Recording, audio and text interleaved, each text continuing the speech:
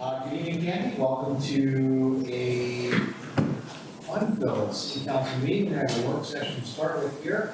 We're having a conversation regarding the American Rescue Plan Act, or the ARPA allocations. Your Honor, is your microphone?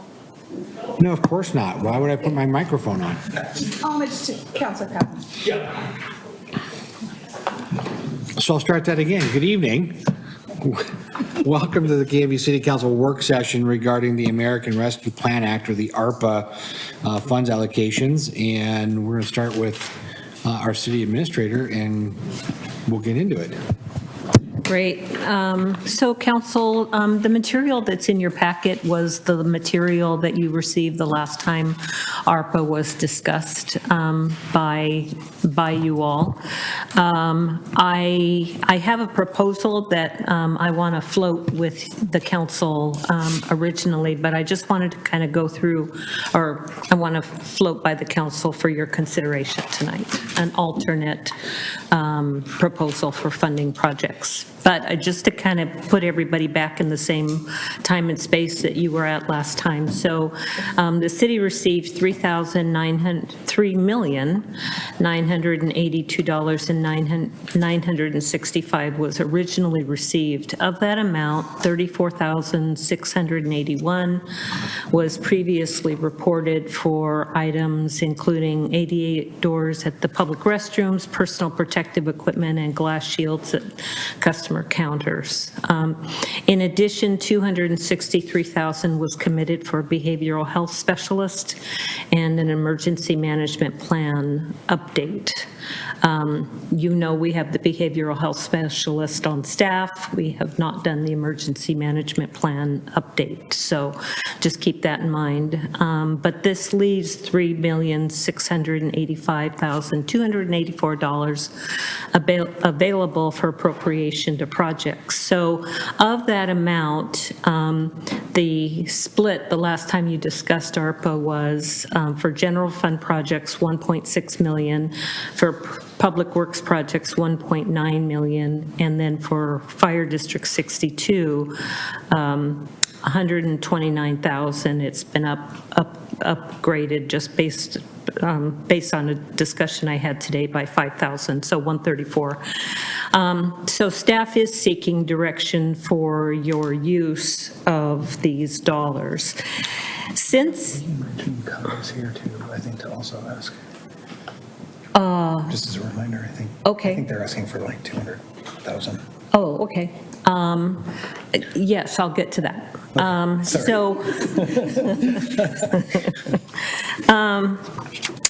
So in addition to that, you have had some discussion or the Urban Renewal Agency Board of Directors has had some discussion about how it wants to spend the remaining available proceeds for urban renewal. And what you did was you indicated that you were interested in spending the remaining funds on alleyways and First Street redevelopment, and that left off the logging bridge. So what I have been doing over these last several days is trying to figure out how to deliver the logging bridge project for you. With the ARPA dollars, we can use ARPA dollars on this bridge project. What I'd like to do is show you how we could do that. So I'm going to pass this out. One go that way, the rest go this way. I think there should be some at the end. So if the fire district is here, kind of here, or at the fire, yes. And then we also have Canby Utility Board, who is here and wants to make a request as well. So.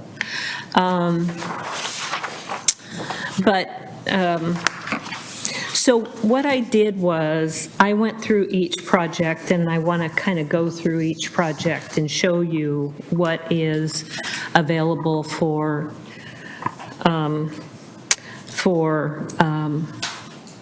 appropriation and what is, or possible reappropriation. So the column on the left is the original appropriation that was discussed last time. The next column is possible reappropriation. It's available for reappropriation. The next column is not available for reappropriation, with the potential of a couple of figures there.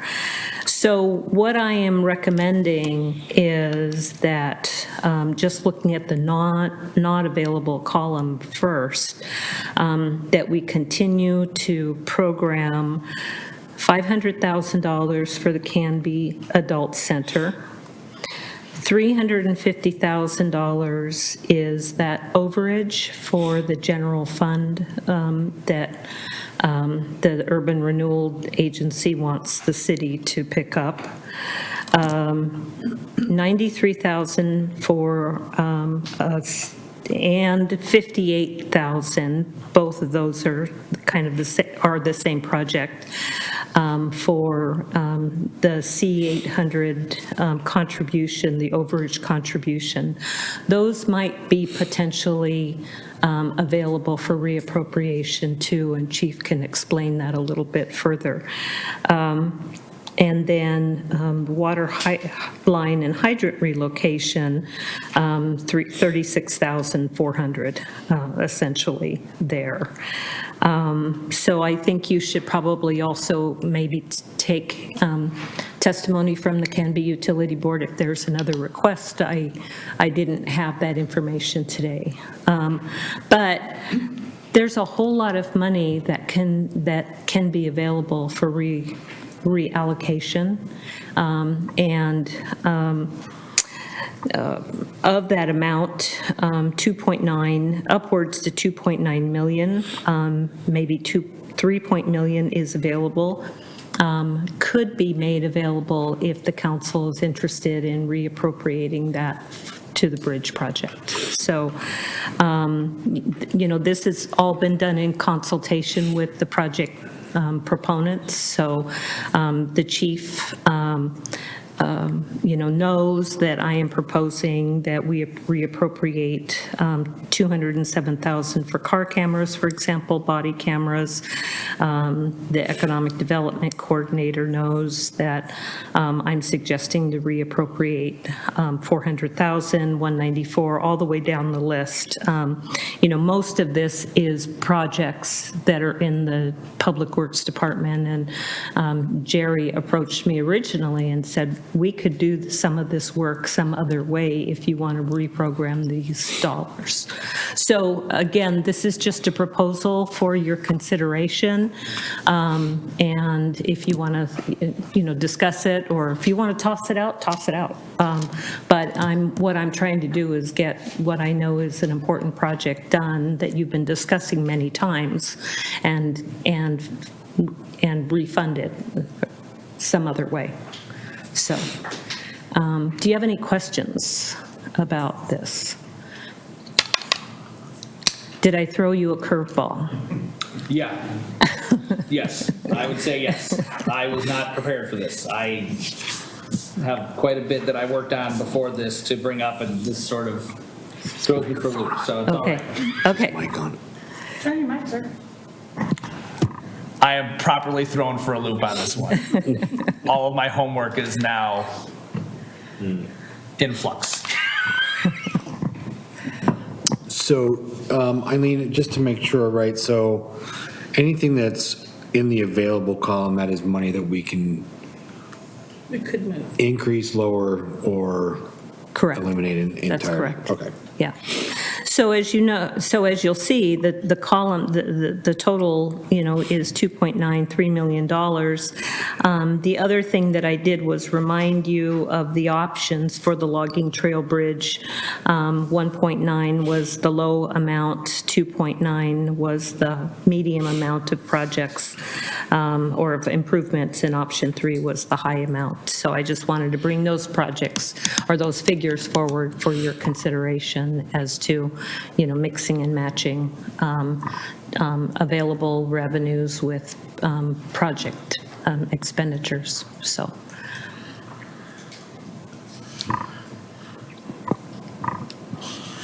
While we seem to be noodling, maybe we can hear from Canby Utility on their thoughts and what they might be noodling.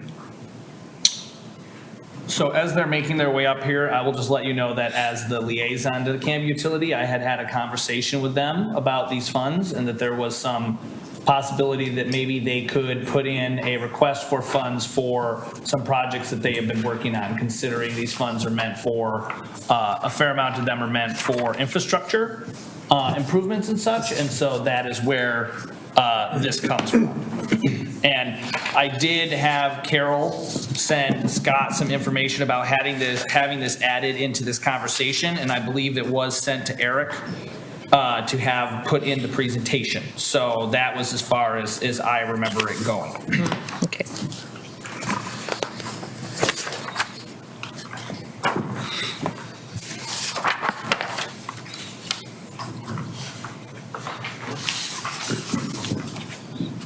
So I just push the green button? Nope, your mic is already on, and Yep, you're all set. you're all set, so you All don't. right, Mayor and members of the council, General Manager of Canby Utility, Carol Sullivan, and we have two projects here. We have a hydrant replacement at $90,000 that we've been working on, and also water main lines looping for $130,000.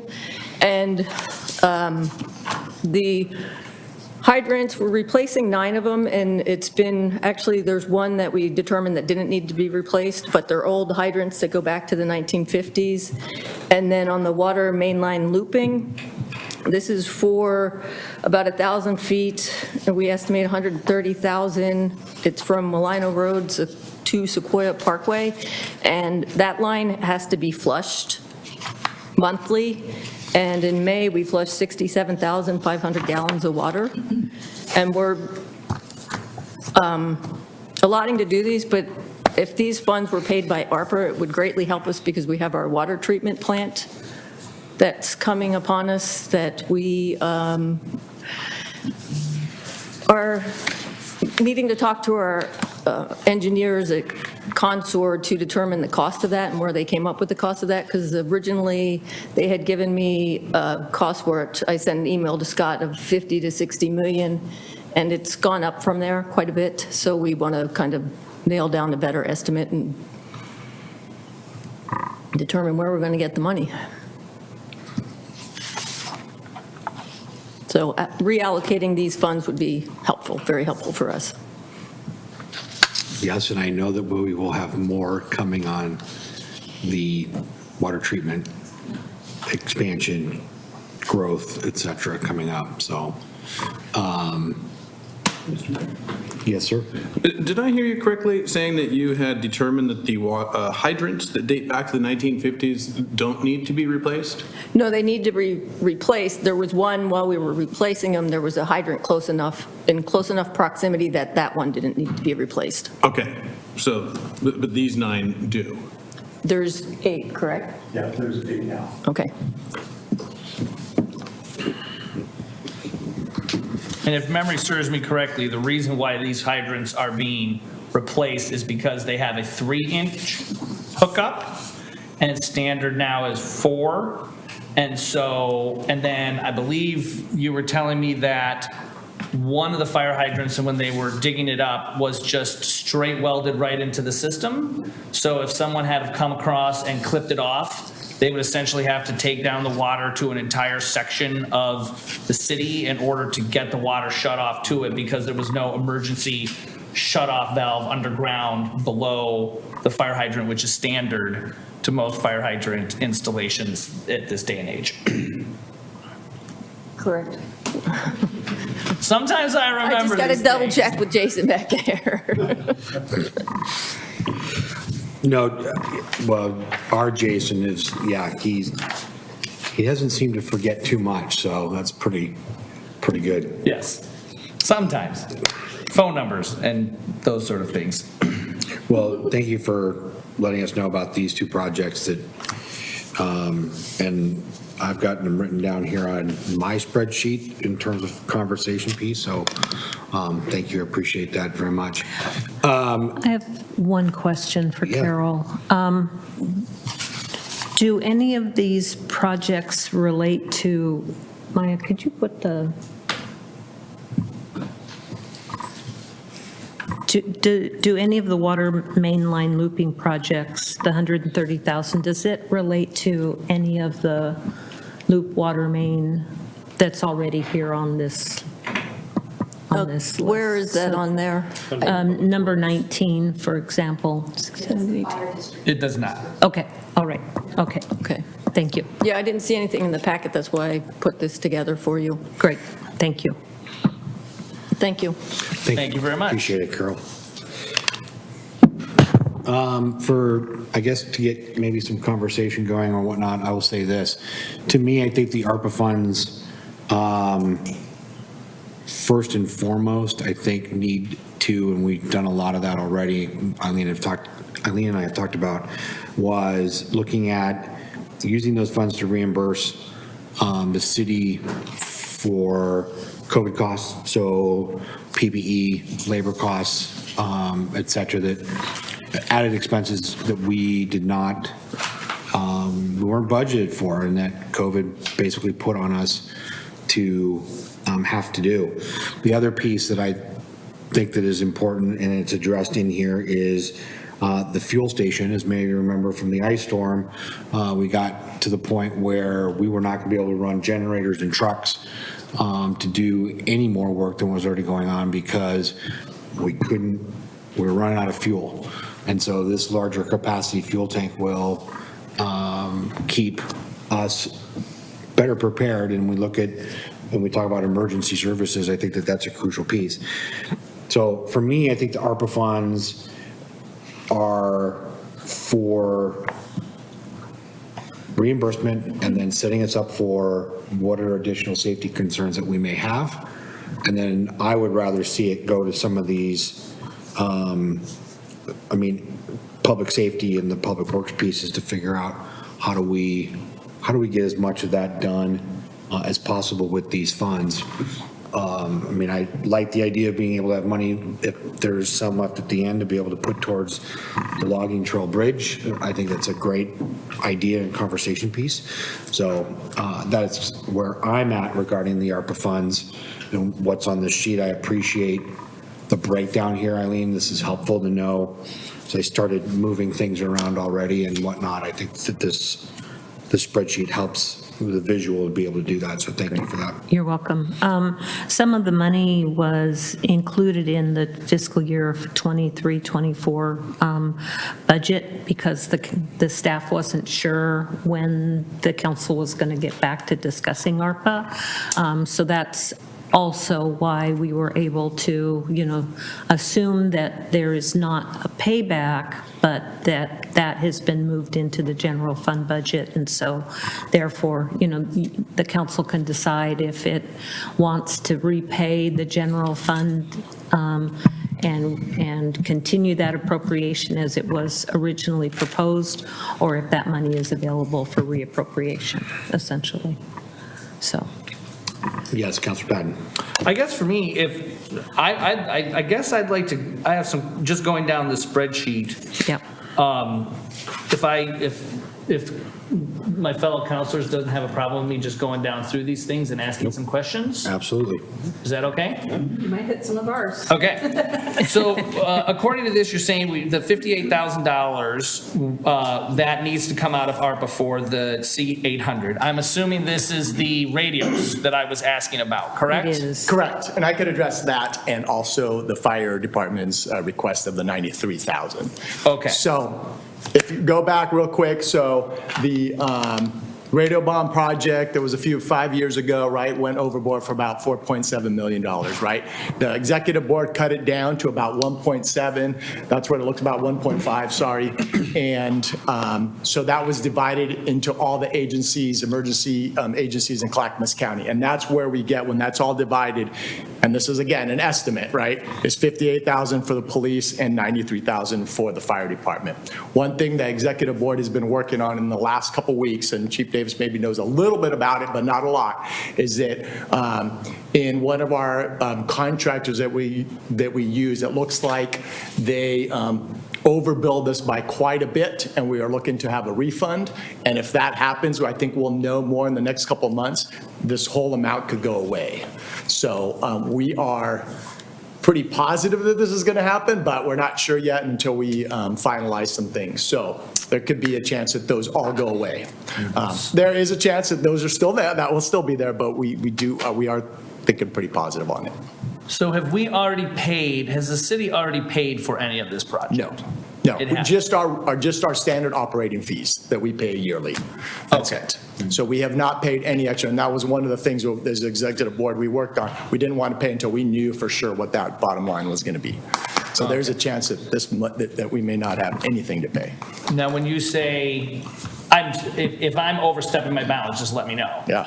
When you say we may not have anything, are you saying both the 58,000 and the 93,000 or? Correct. Both of them? Both. Okay.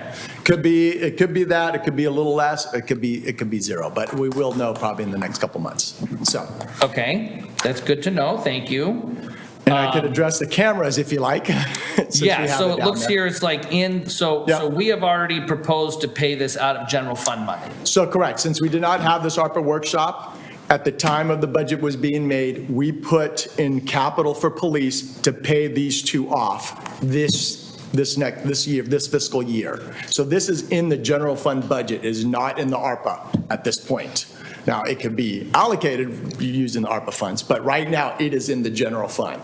And it's actually just a little bit over because we ended up paying the first payment of the body cams just about 2 weeks ago from last year's budget, so it's about 59,000 over. So it really comes down to about if you add it together, it's about 334,000. Okay. If that makes sense.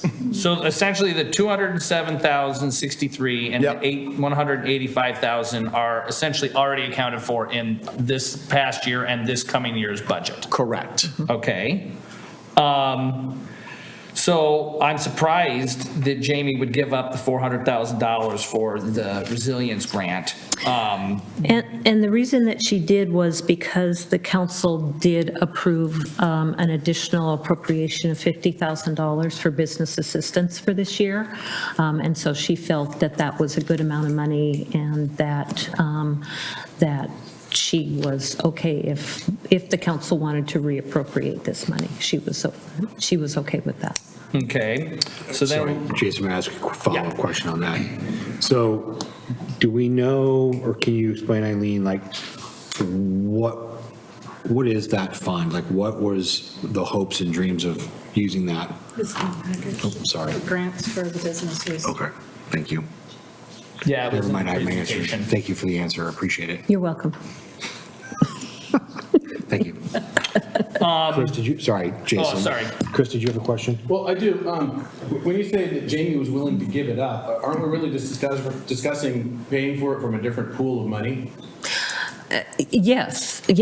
I mean, It wouldn't because. really be giving anything up. Not giving it up in that sense, but giving it up paid for through ARPA dollars. So, because the $50,000 was appropriated this fiscal year in the general fund. So 400,000 was not appropriated in the general fund? it Then I'm was not not. sure I understand what original appropriation means. When the council first discussed the ARPA program, they allocated $400,000 to business, to create a business resiliency fund. Yeah, in Okay. the original ARPA proposal, this was one of the things that was in it. Okay. So the first, the police cameras were budgeted, but not this 400,000 in our fiscal 23, 24. Correct, Okay. correct.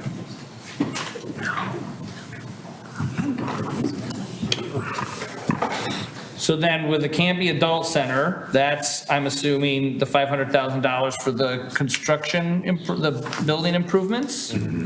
Okay. And then the technology upgrades to the police station, $104,000. Yeah, so this is, if you'll, I didn't include it on the handout, but up on the board, it says, so 104 comprised the Cedar Room, Mount Hood, police, and the council chambers. And so the Cedar Room and the council chambers have been completed. I don't think we have received an invoice for the council chambers yet. We have for the Cedar Room. So Mount Hood and the police room, conference room have not been completed yet. So this is one of those areas where the council may choose to reimburse itself and pay for those upgrades through the ARPA dollars, rather than having those be paid for through the general fund. So this is the one area where I could go either way. And that would be the total of 104,000? It would be a total of 104,000. Okay, so this would be reimbursement. Right. Or remaining balance is 91,444. Correct. Remaining to be expensed, to be billed. Okay. And then it looks like to me what you're doing is, instead of, for the overage for community park, instead of using $110,000 from this and then finding funding sources elsewhere, you're taking the entire amount from the ARPA funds, Correct. okay? And then the fuel station, the $500,000, I know we had talked about that being in the budget. So that's budgeted out of general fund money currently, And- or that's taking into consideration this 500,000 in here? It's in the general fund and other funds. So there's a little bit in wastewater treatment plant. There's various, there were like, That was the one that was broken up. Yeah. that was Yeah, so broken up. 100,000 from 5 different. Technically, this 500,000 is already planned to be spent out of general fund instead of ARPA, Correct, okay? Which they did because they weren't sure if they were getting the ARPA. correct. Correct. Okay. Not to have the fuel station. So the loop primary power and the looping of the water main are down at Public Works, correct? Correct. Now, on a side note for this water main, and I hope I'm not throwing a wrench into the works here, but in chatting with Jerry at one point in time, it sounds like, so the fire district is asking for $36,340 for that. And Public Works is asking $30,000.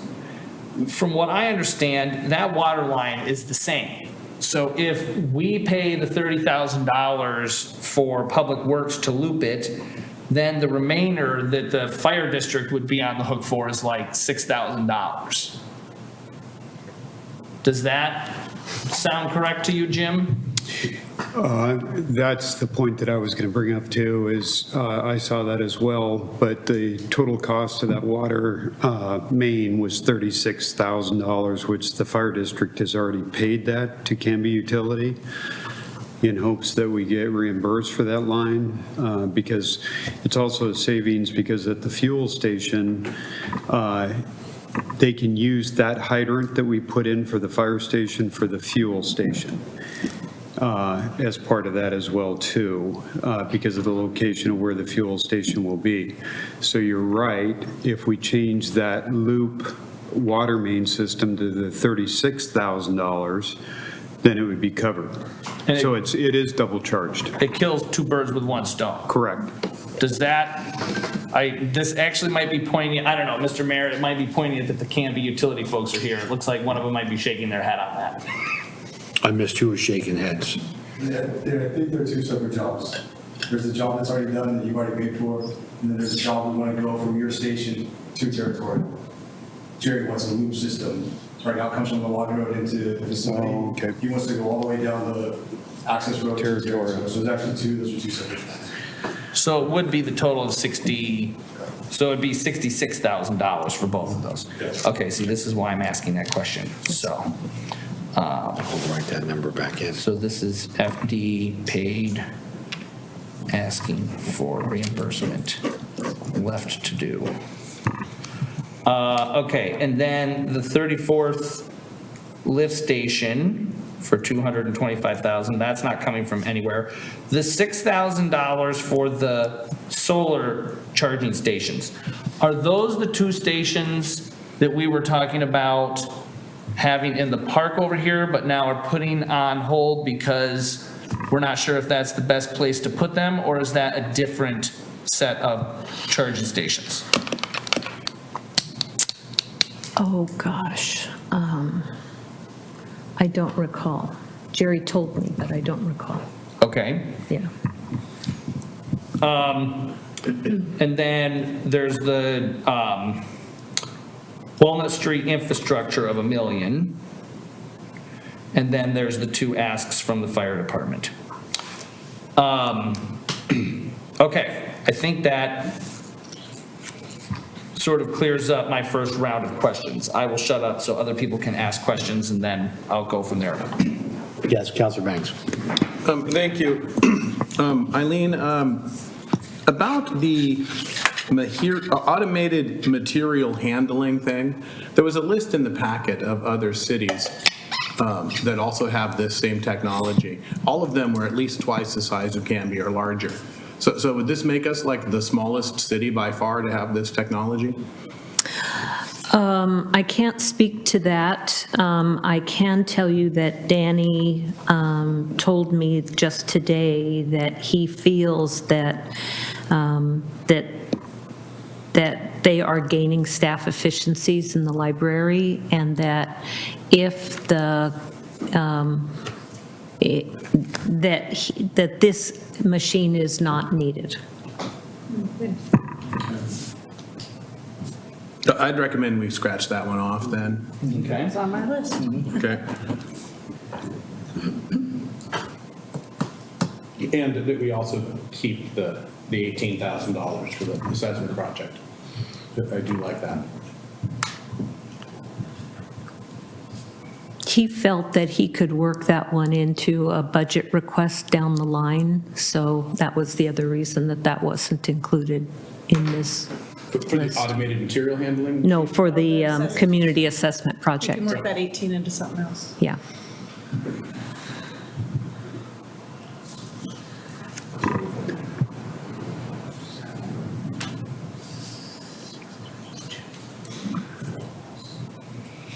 Mayor? Yes, I'm sorry, go ahead. I think the important ones to me are the Canby Adult Center. We've, for the most part, I know that the Canby Adult Center and Kathy at the Adult Center and the board is hoping that the city will contribute to that, to our responsibility of that building. So that one is important. I agree with you, Mayor, in regards to the fuel station is critical, and it's part of the critical infrastructure for the city. As we knew we were very, very close to running out of fuel on all the generators within just a matter of an hour or so. So with that, the fuel stations, to me, are a critical infrastructure which would fall under the ARPA funding. The one question I had is under the emergency management plan. That's not on here.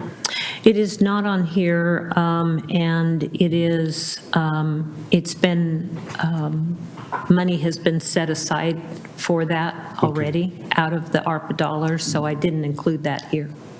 But the work has not been done yet. Okay, right. Yeah. Okay, Yeah. thank you. And I will just say, it might make sense for the council to decide, kind of all these items, what can it agree to? What does it want to keep on the ARPA list? And then kind of back into what is available. Very good. Okay. Counselor Banks. Thank you. I am drawing a complete blank. I had a great question. Oh yeah, I do. I get it now. So like about that fuel station, the council has already agreed to fund it in its budget. I'm not sure I understand the benefit of shifting the funding from the general fund to ARPA. I don't know what we gain doing that. So I was wondering if maybe someone could explain that to me. Again, I think that the money was just included in the budget for fiscal year 23-24 because the item was needed, and the council and staff just wasn't sure if, how soon we were going to return to the discussion of ARPA dollars. So they wanted to make sure that it was at least in the budget. But it is budgeted. Yeah, But there are things that potentially wanted to have happen that they couldn't because they wanted to make sure this project happened just in case we didn't get the ARPA funds. That's how I understood it. This has been an ARPA discussion, the fuel station, from the get-go that I remember.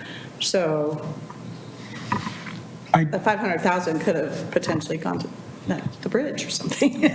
So it's like that's the thing is if we were to appropriate it from ARPA like we were supposed to in the beginning, then we can use those dollars for what we want to use it for instead of what the bare minimum needs. I could give you one other answer that kind of, I think gets at what you're asking, which is ARPA funds themselves. If you'll notice at the very bottom, the little asterisk that says all projects must be obligated by December 24th or 24 and spent, right, completed by December 26th. And so these funds are only really truly restricted in that you guys have to figure out what you're going to use them on, or you could lose it. And so you have to have at least something obligated by December 2024. So that's one of the benefits, right, of doing it with ARPA as opposed to something else, is if you were sitting on the pot of money and you weren't getting around to it, just pick something, get it obligated, get it done by the December 26th so you don't lose it. That's hopefully answers your question a little more. Counselor Patton? So with the radios, if we were to, in this scenario, pretend like that money's all gonna go away, that request, like, there won't be any owed, and all of a sudden they come back and say, well, instead of it being $90-some thousand, it's only $25,000. Could we essentially take that money out of the general fund to pay our part and the fire district's part? I shouldn't point at you because you're a counselor. The fire district's part, if there's some left over, rather and free up this amount in here to be allocated towards other projects. Is that a possibility?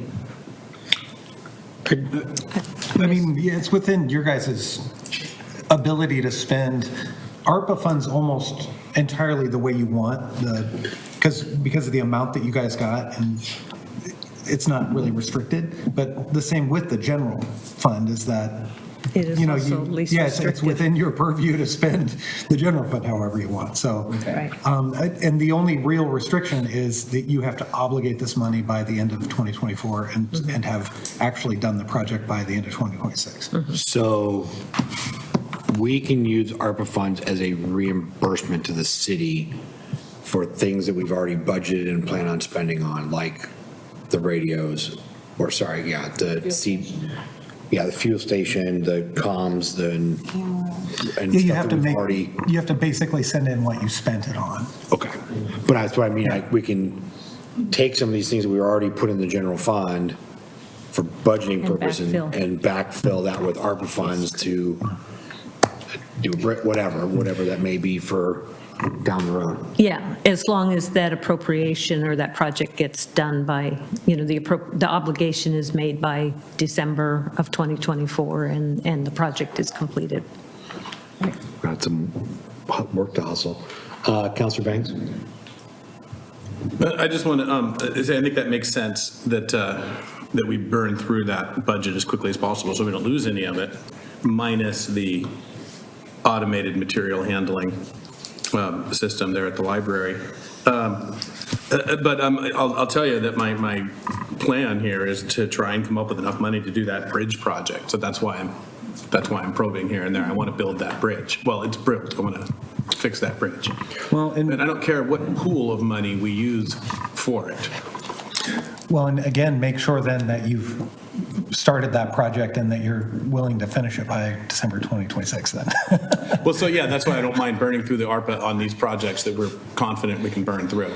I would like to say, though, it makes sense for us to, like, if we're going to give the fire department $93,000 for the C800 and then find out we don't need it, does the fire department then send us that money back? Is there a mechanism for that? Just Yes. Yeah, okay. We just wouldn't pay it until it's needed. Okay. Counselor Patton? Okay, so I'm just kind of crunching through the numbers here. And just by my calculations, if we took the car cameras, the body cameras, the library material handling machine, the radio funds, the fuel station, and the charging stations, that's $1.244 million in freed up funds right there. That isn't figuring in and looking at, and I haven't gotten down through any of these other projects. Because for instance, so I guess for me, I would like to see the community assessment project from the library stay. I would like to see us spend a little money out of ARPA to help the library. I don't know what other, Councilor Bain said he would be up for it. What is other, I'm curious as to what other people would think. I mean, it's $18,000. I'm curious to see what he was planning to tie it into. But he said he could fund it otherwise.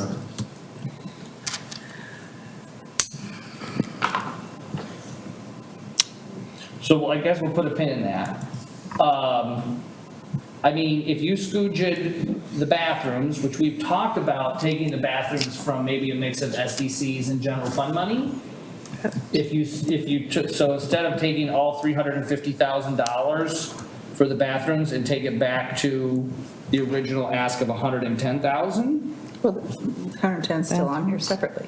Well, no, but I think, so if you took, but yes, the bathrooms are still on here, but under the available. So if you took the $350,000 that Eileen has on here and you subtract out the 110, which is what was originally projected, that's $240,000 that is essentially,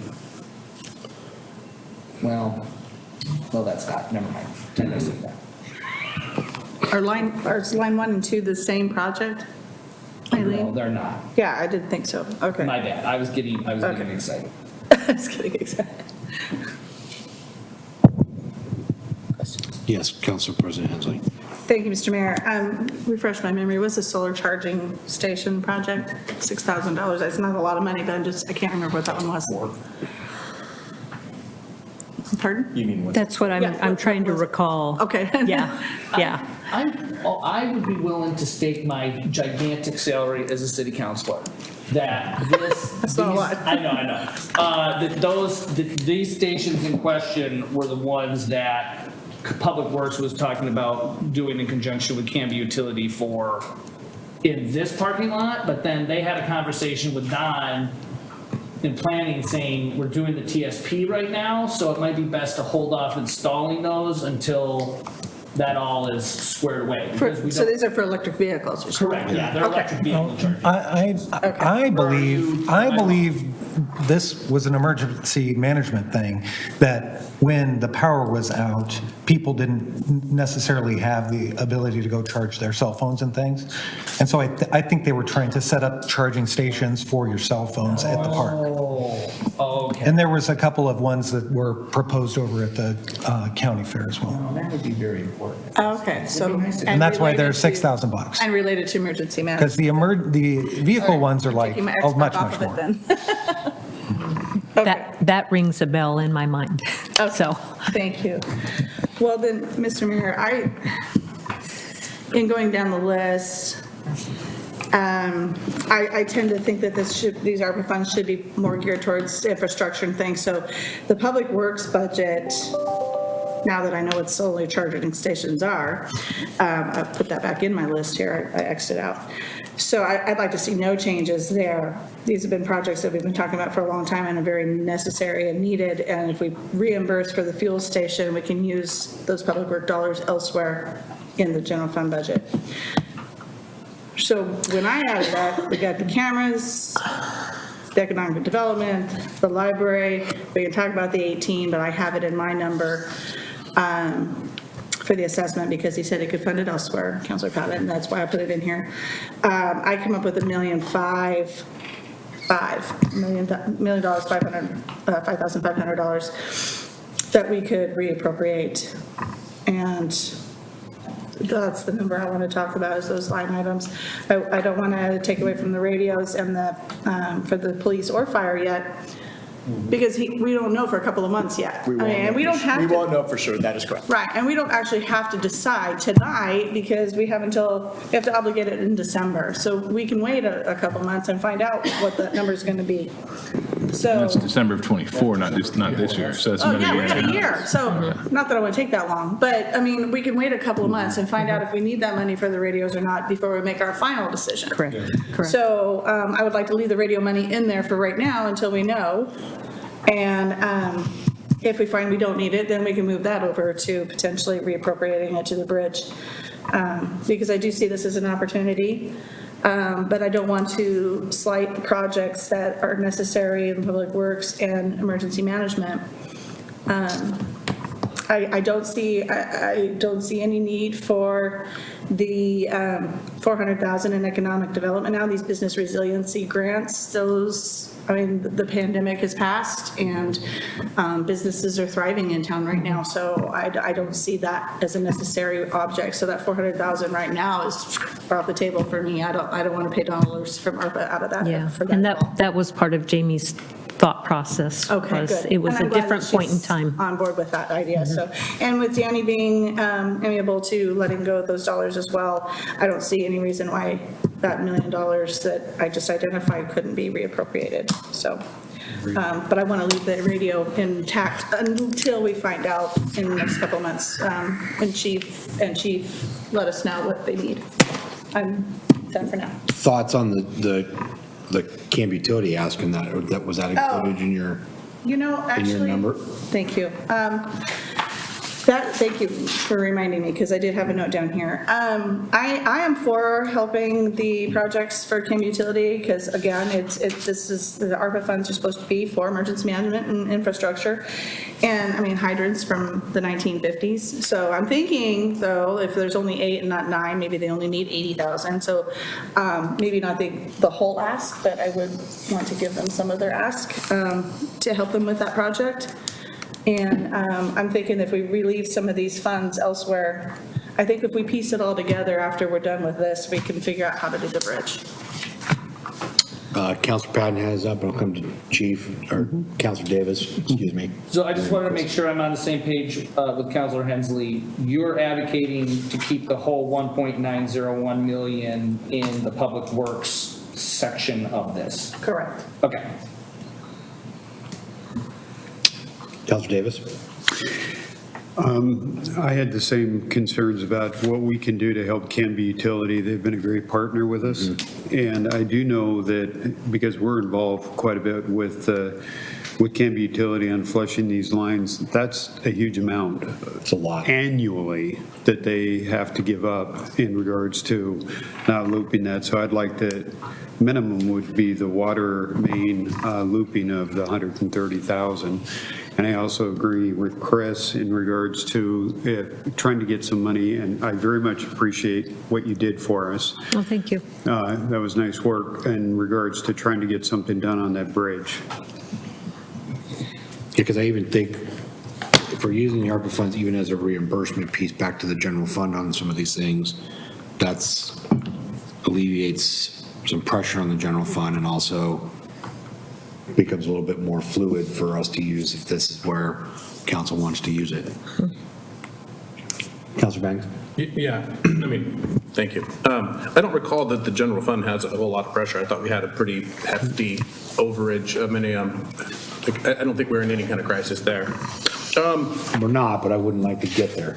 So 2 questions. Number 1, I don't remember how this was resolved. I remember 2 years ago, we were in discussions with Cub on helping us bury the utilities on Ivy Street. Did Cub help us with that? Yeah, have you gone to township so far? we're a township, right? Yeah, so it's being undergrounded, and it's just to township right now, and the process got bogged down with supply chain stuff and costs, but they're still working on it, trying to kind of do what they can when they can do it. I remember we had asked them to help us fund it. Yeah. I seem to remember them saying no. I could be wrong. Well, I guess you could, there's folks in the room for that one. Carol, you want to come up? Carol, come on up to the hot seat. Get out of there, George.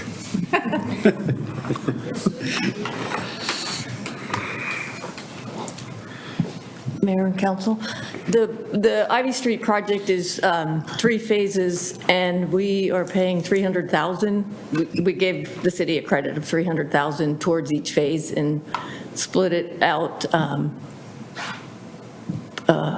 prorated it through the projects for the estimated cost.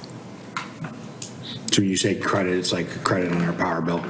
Credit on the job cost. Got it. So we're paying $300,000 to underground the lines. And this project originally was under a different general manager, and when I took over as interim, the project was set to be contracted out, where Canby Utility was not going to do the work.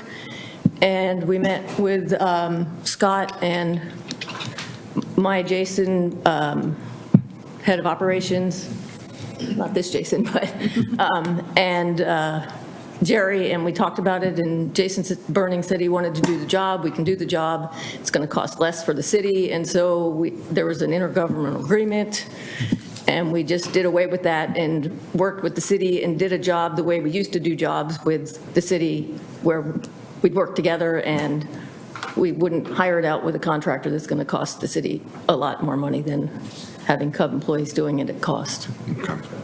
Thank you, Carol. So, yeah, that was. Answer your question, Chris. Yeah, I have a second unrelated question. Okay. Can ARPA funds be used to purchase land?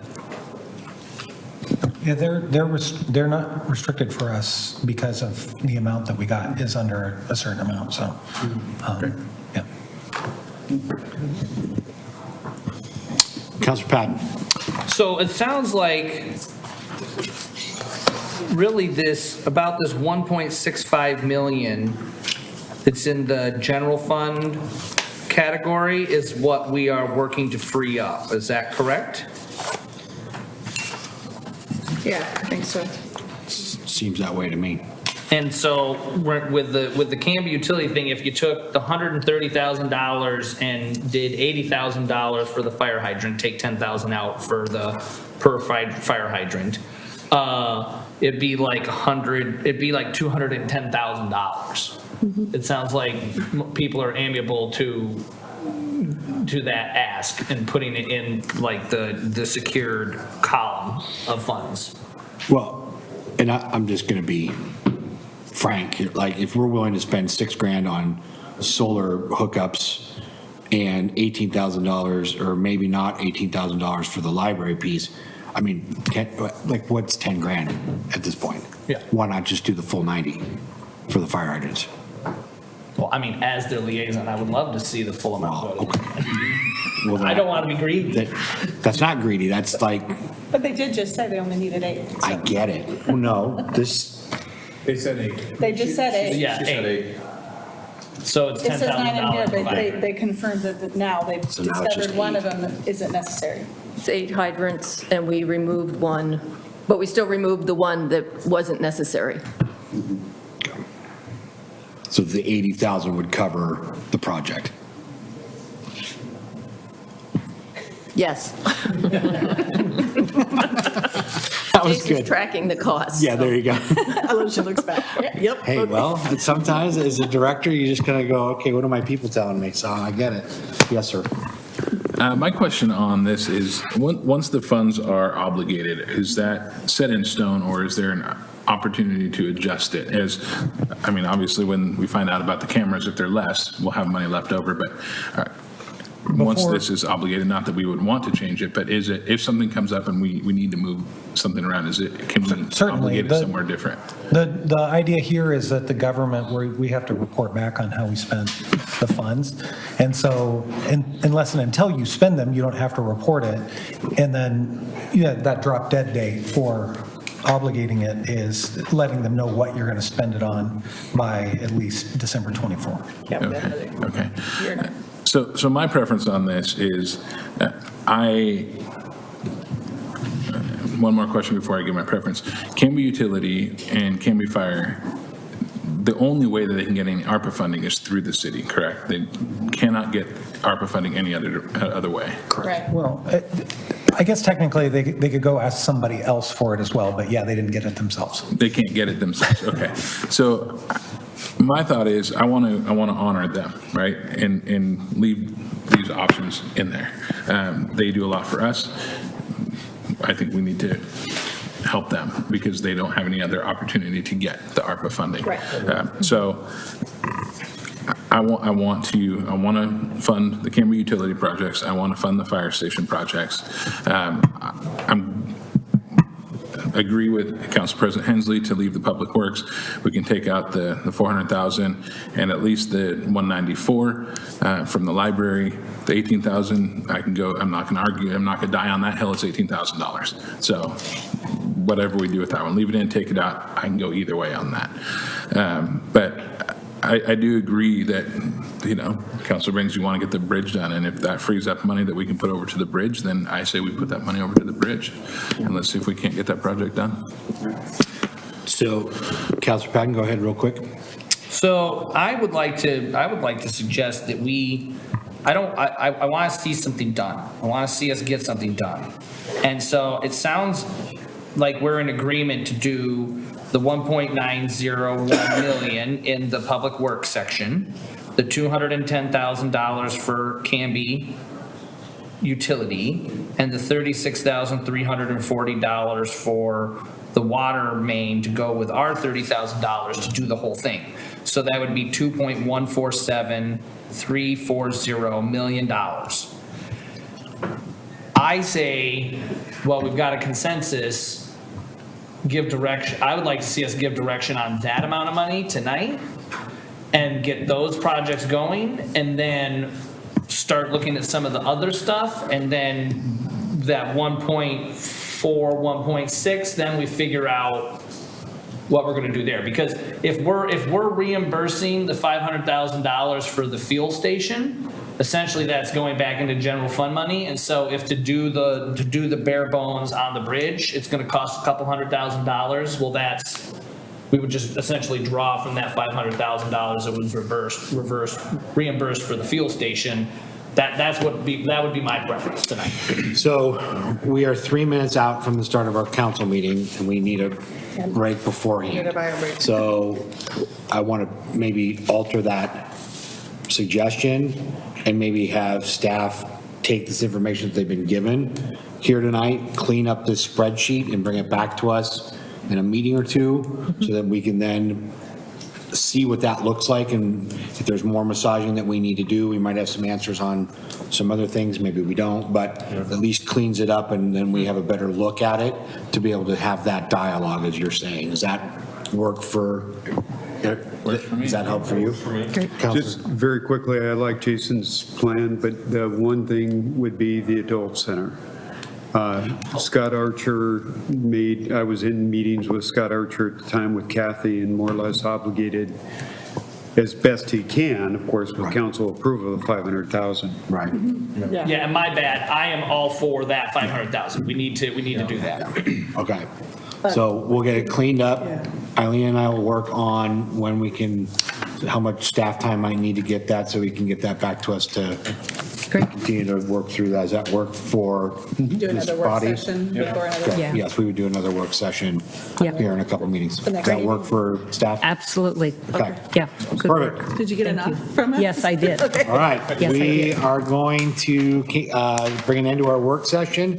Thank you, Carol, and the rest of the Canby Utility Group for being here. Appreciate it. Thank you, Chief Tro. So we're going to take a quick break and come back and start our regular city council meeting.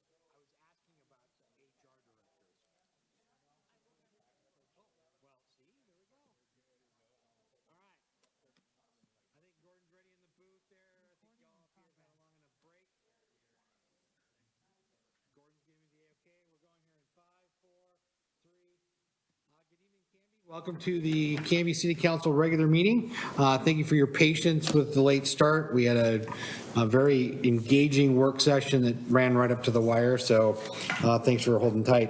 We're going to start with the invocation and pledge of allegiance. If you could please stand. Dear Heavenly Father, thank you so much for this wonderful and great community that we have. Thank you for a safe holiday weekend for our community, and I just thank you for the continued blessings that you put on our great city. Thank you very much. Amen. I pledge allegiance to the flag of the United States of America and to the republic for which it stands, one nation, under God, indivisible, with liberty and justice for all. Thank you. Find my chair. Yeah.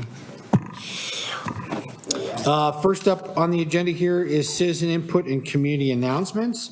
So this is an opportunity for the audience members to address the city council on non-agenda items.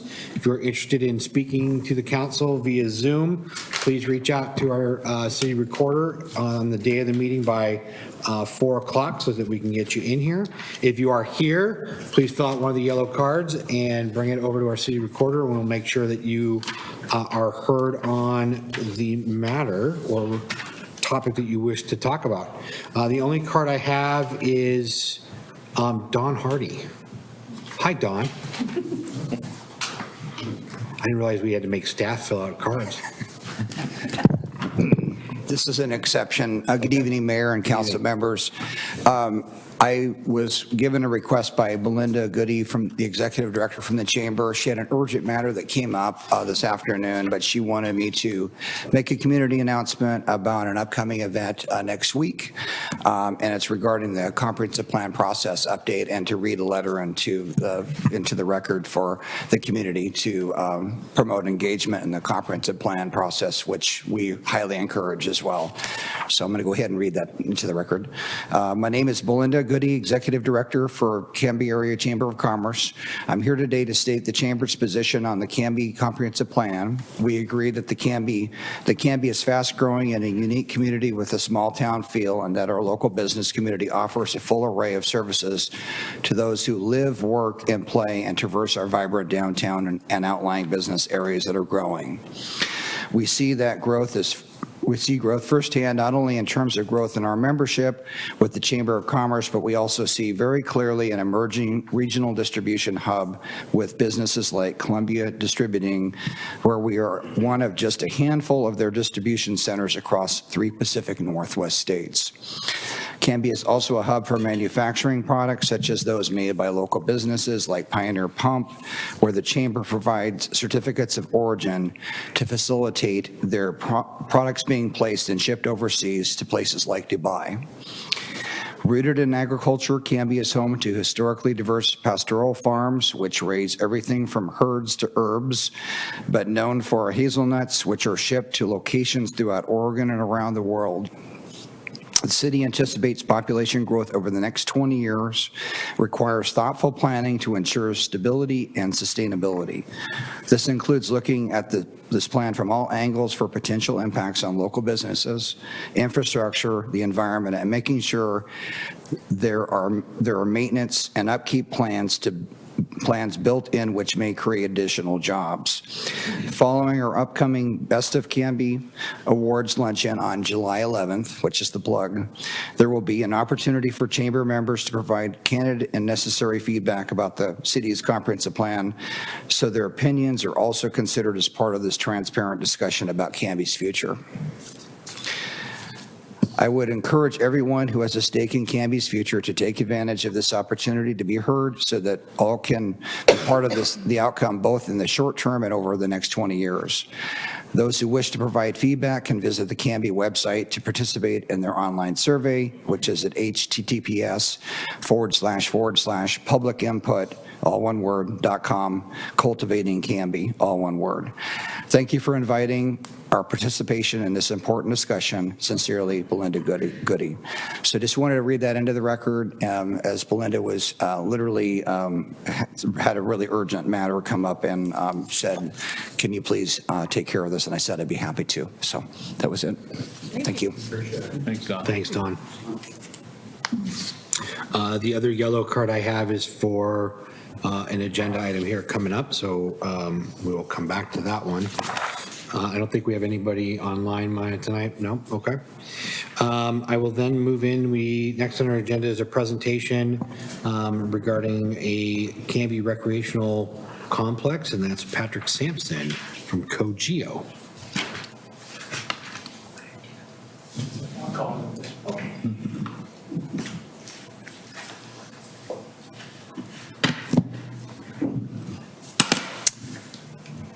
Thank you, Mayor. Thank you, council people. My name is Patrick Sampson. I work with a company called COGEO, and we work with the Oregon Youth Soccer Association and, by extension, the Oregon Youth Soccer Foundation, which is a foundation arm of Oregon Youth Soccer. For a bit of time now, we have, as an organization, we meaning Oregon Youth Soccer Association, has been seeking a new permanent home for the majority of its operations and has identified that the city of Canby is an area that would be ideal in partnership with the organization's operations, as well as wanting to support a local community with its goals for growth. And so today we are really excited to basically announce that Canby is a first choice of ours of wanting to explore that further and opening up dialogue. We've had some wonderful first conversations with community members, key leaders, and the general sentiment has been we would love to explore this further and hear more. And so we have come up with some just very preliminary ideas of how that type of partnership could work, a location, who would be responsible for what, and by no means is this any sort of final decision, but in our experience, being proactive with setting those things up from the very beginning is a great way to progress with dialogue. So I'm here today. I have a presentation that I can show briefly, if that would be helpful. Thank you. Is there the PowerPoint instead of the full plan that potentially could be on the screen there? I don't have access to that. Okay. I could email it to you. Would that be helpful? I cannot pull it up. I have just. Okay. I could run upstairs and. That's okay. I can go through this too. Okay. It's just a little bit longer. I'll okay. Run through some things. So I'll just let you know when to go to the next slide. Sounds good. Thanks. So there were two documents that we prepared today for council. The first is a full comprehensive vision plan that outlines in great detail some of our thoughts in how to start the conversation together. The second is a general summary. So I have the summary here on my computer. What you see on the computer up on the screen is the full summary. So to start, the Oregon Youth Soccer Association, just to introduce everyone in case you're unfamiliar, it was founded in 1974, and it's a Oregon Public Benefit Corporation, otherwise known as a nonprofit organization, that provides recreational and competitive soccer opportunities for players of all ages, genders, and skill levels.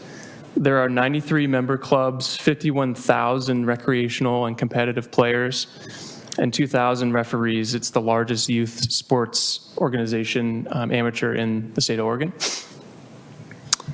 The foundation is an extension of that, and their mission is really about external affairs and creating opportunities for communities to grow and strengthen together. A little bit about Cogeo. They're a firm, or we are a firm, that has been hired by the Oregon Youth Soccer Association. We're a nationally recognized Portland-based firm that specializes in fundraising and organizational development, and we have a particular expertise in managing and guiding facility build-out projects for youth sports organizations. We've advised over 550 youth clubs, a lot of phone calls, and contracted with over 80 of them, as well as 6 state associations. So we've done this a lot. So why a proposed complex project? OYSA has for a long time identified that more operational control of one main state-level facility was a top strategic priority for the organization. So in 2022, they engaged us to address this strategic priority. And there has been 3 phases to get to this point in time. There's been a needs assessment, so really understanding what the organization needed, and that included a location. Right now, Delta Park is used a lot by the organization. There are some positives around that, but there are some opportunities additionally that Delta Park, in tandem with a primary facility, would be ideal for the Oregon Youth Soccer Association. In Canby, we have preliminarily proposed the location to be explored as the Molalla State Park. And it's really important to OISA that this isn't just a soccer complex or a sports complex. This is a community center complex that has more elements than just sports fields. So in the preliminary drawings, as well as the ideas of what are being proposed for this complex, are a boat ramp and dedicated boat parking, 5 multi-sport turf fields with lights, so lacrosse, football, soccer, and general play, 2 softball fields, 2 baseball fields, 2 soccer-specific fields, paved walking paths around the entirety of the complex, as well as a designated playground area, concessions, field storage structures, and parking lots with sufficient amounts of visitor parking for all recreational activities. So I will highlight next, before we go into some of the renderings, why the facility is what we think is really beneficial to the city of Canby. So in 2022, the city, as most of you know, commissioned a parks master plan generated, and the results of that survey outlined a strong case for why a proposed public-private partnership with OYSA is the ideal scenario.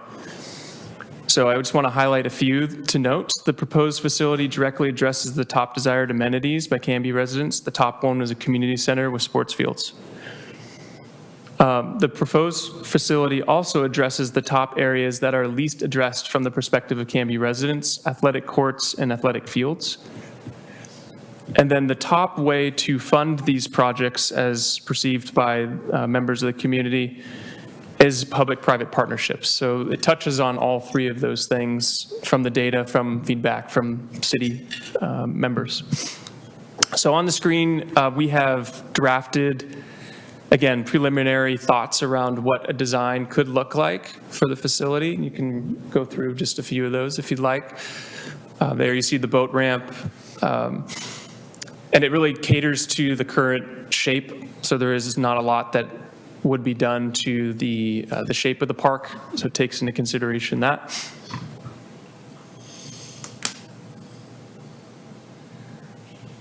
If you don't mind going to the economic impact component, which is a little bit further down.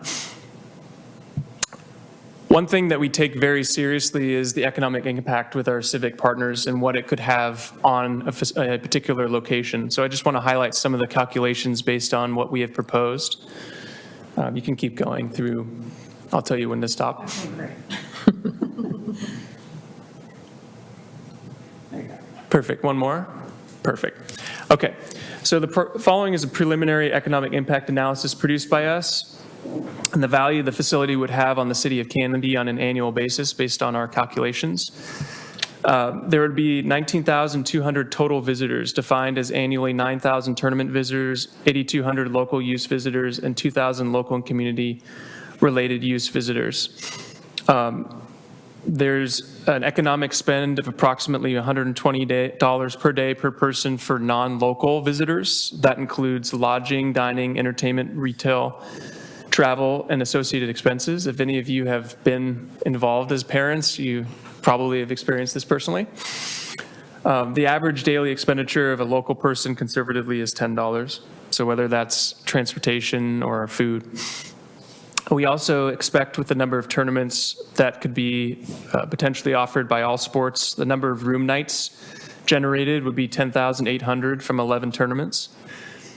And there would be an expected 222,000 daily visitors to the facility. The total non-local visitor days would be 40,500. So that's a lot of people coming into the area who don't live here. Perfect. The next slide is this. So that all goes to a yearly total economic impact of about 4.8 million in a gross spending capacity in the local community from all the activities that would be generated. And we could make a very general baseline assumption of 10% of that would go back into economic impact of tax revenue to the city.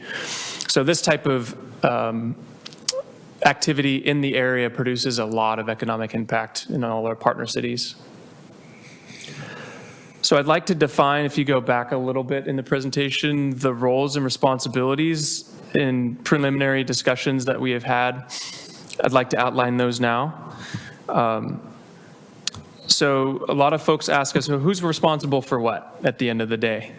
And this is, again, a fluid conversation, but in a preliminary fashion, OISA is proposed to cover the initial build-out costs for the lights, fields, and 15% maintenance fund, the management of the capital campaign to acquire the necessary funds in the initial build-out, e.g. the costs for Cogeo. They have also committed to providing an annual usage calendar at the requested usage times. I'll get into that in a moment. And then a commitment to the Canby Sports and Recreation Complex as a primary tournament venue for the organization. So if we were to partner, this would be the place. On the city's side, the assumption is that they would hold ownership of the parkland and maintain that and transfer that from the state to the city.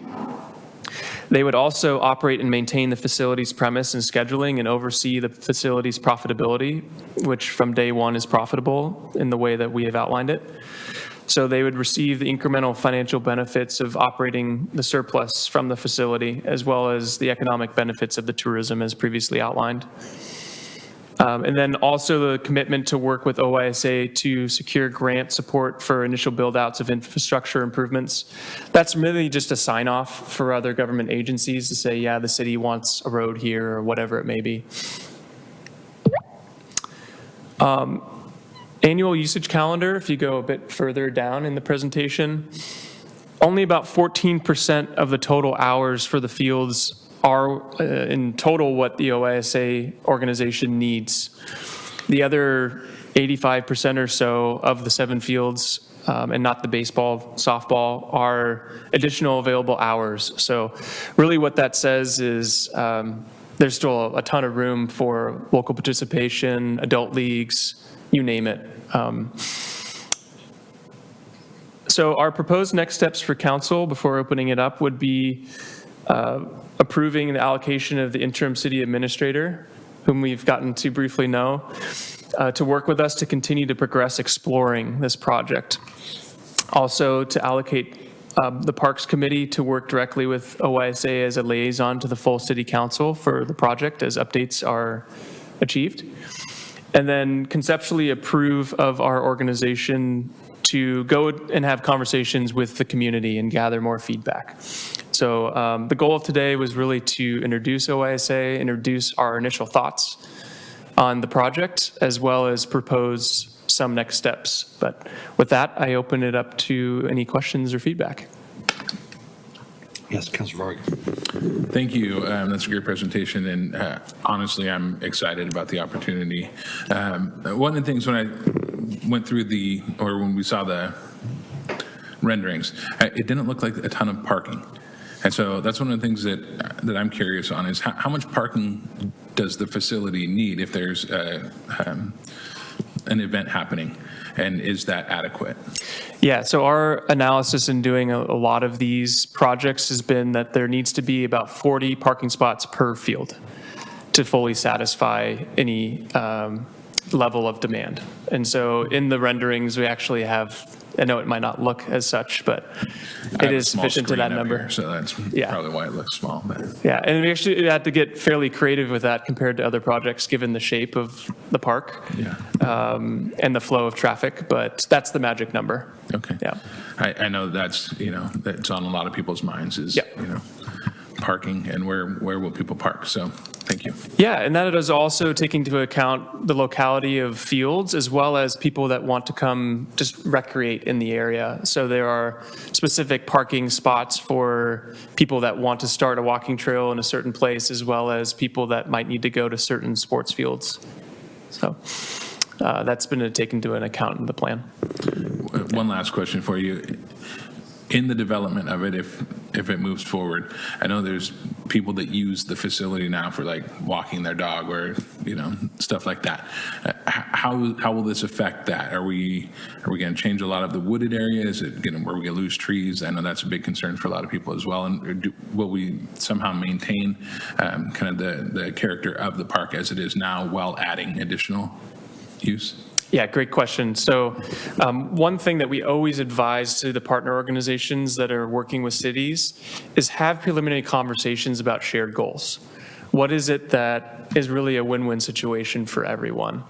And very early on for this project, it was having a resource for the entire community, not just sports. Although it addresses the needs and desires of OYSA, this is really something that needs to be something that addresses the majority of Canby residents. And so for that point, our initial feedback has been, don't change the topography of trees. A lot of the renderings are taking into account the current realities around trees and open space around those parameters. So there would, as proposed, not be significant changes to that at all. The only change that would really need to be made from the current aesthetics is the slight hill at the very beginning. Would need to be flattened into an area so that it could cater to that sports field in that particular location. But other than that, there would be, as proposed, very little changes to that. And we really want this to be something that is a community resource where people can recreate beyond soccer, baseball, lacrosse, youth sports. And so from that standpoint, really maintaining what people currently love about the park as part of its character. But that's an open, fluid discussion, of course. Great. Thank you. So Patrick, again, thank you so much and for coming and finally being able to get here in front of us. Yeah. So for all intents and purposes, just for transparency's sake, so the area that we're looking at and discussing as a potential is down as part of Malala State Park. And so I think a big question, knowing that a majority of that is wetlands, and there's been a long history there with Malala State Park of growing activity, but not a lot invested in it. And we have this kind of, how do I say this politely? We have a pretty big roadblock in that it's state park. If that is something that can't be overcome, is there another potential location that you identified here in Canby that could work as well? So it's not just this or nothing, but this is our first site choice, and if we can't get over that, we have option 2 or option 3. Yeah, that's a really good question. I think what's important on behalf of OYSA to say is that we've really enjoyed getting to know the leadership in Canby, and it's an ideal location for many purposes, including more equitable access to the game and to recreation outside of the Portland metro area. So it does not necessarily need to be Malala State Park, but from a first entry point, it made the most sense to propose that location. So we're not opposed to being in a different location. It just made sense from an initial proposal to propose that location. Perfect. Yeah. Thank you. Yes, Councilor Banks. Thank you. I have a few questions. Yeah. Number one, you have a number of statistics you throw in there for economic analysis. And is it possible that you could send us a source for that kind of rationalization, and obviously not right this moment, but if you could get that in our city emails, that'd be helpful. Yeah, we'd be happy to do that. We do that internally, so it's on my Google Drive. One of the things in your presentation was that the city would maintain the facility. Would that including replacing the turf fields? Yes, and so you might notice that in the initial budget, there's a 15% maintenance fund that's accumulated as part of the total cost of that upfront. And so it's been told to us that it's a preference to present it as the city is maintaining the facility. OYSA is very open to taking that on in whatever capacity or partial capacity that might be. But as proposed, that would be a city responsibility around year 8 on the turf fields, yes. And every 8 years, I'm guessing? Yeah, it's about a lifespan between 12 and 15 years for turf. Yeah, I think at the high school, they estimate 10, and they haven't gotten 10 yet. Yeah. And so, I mean, we partner very closely with a turf company that did a lot of the NFL stadiums, did high-profile stuff. And so we have the people who give us great information for those types of things so that we can make really good decisions. OYSA is to open to any scenario. We just had heard that it was the preference that the city really take ownership of that maintenance and management, but that's something OYSA is open to sharing or even being primarily responsible for if that's the preference of the city. Okay, thank you. Do you know if that property there along the river is in the 100-year floodplain? We have done preliminary research on that, and partial of it is, but part of the purpose of this evening was really to get permission to go deeper into those research and analysis. So there's a potential that some of it is, yes.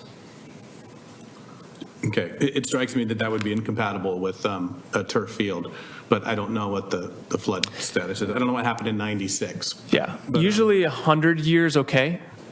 In other projects we've done stuff with 100-year, but you get any lower than that, then it starts to become a part of the conversation.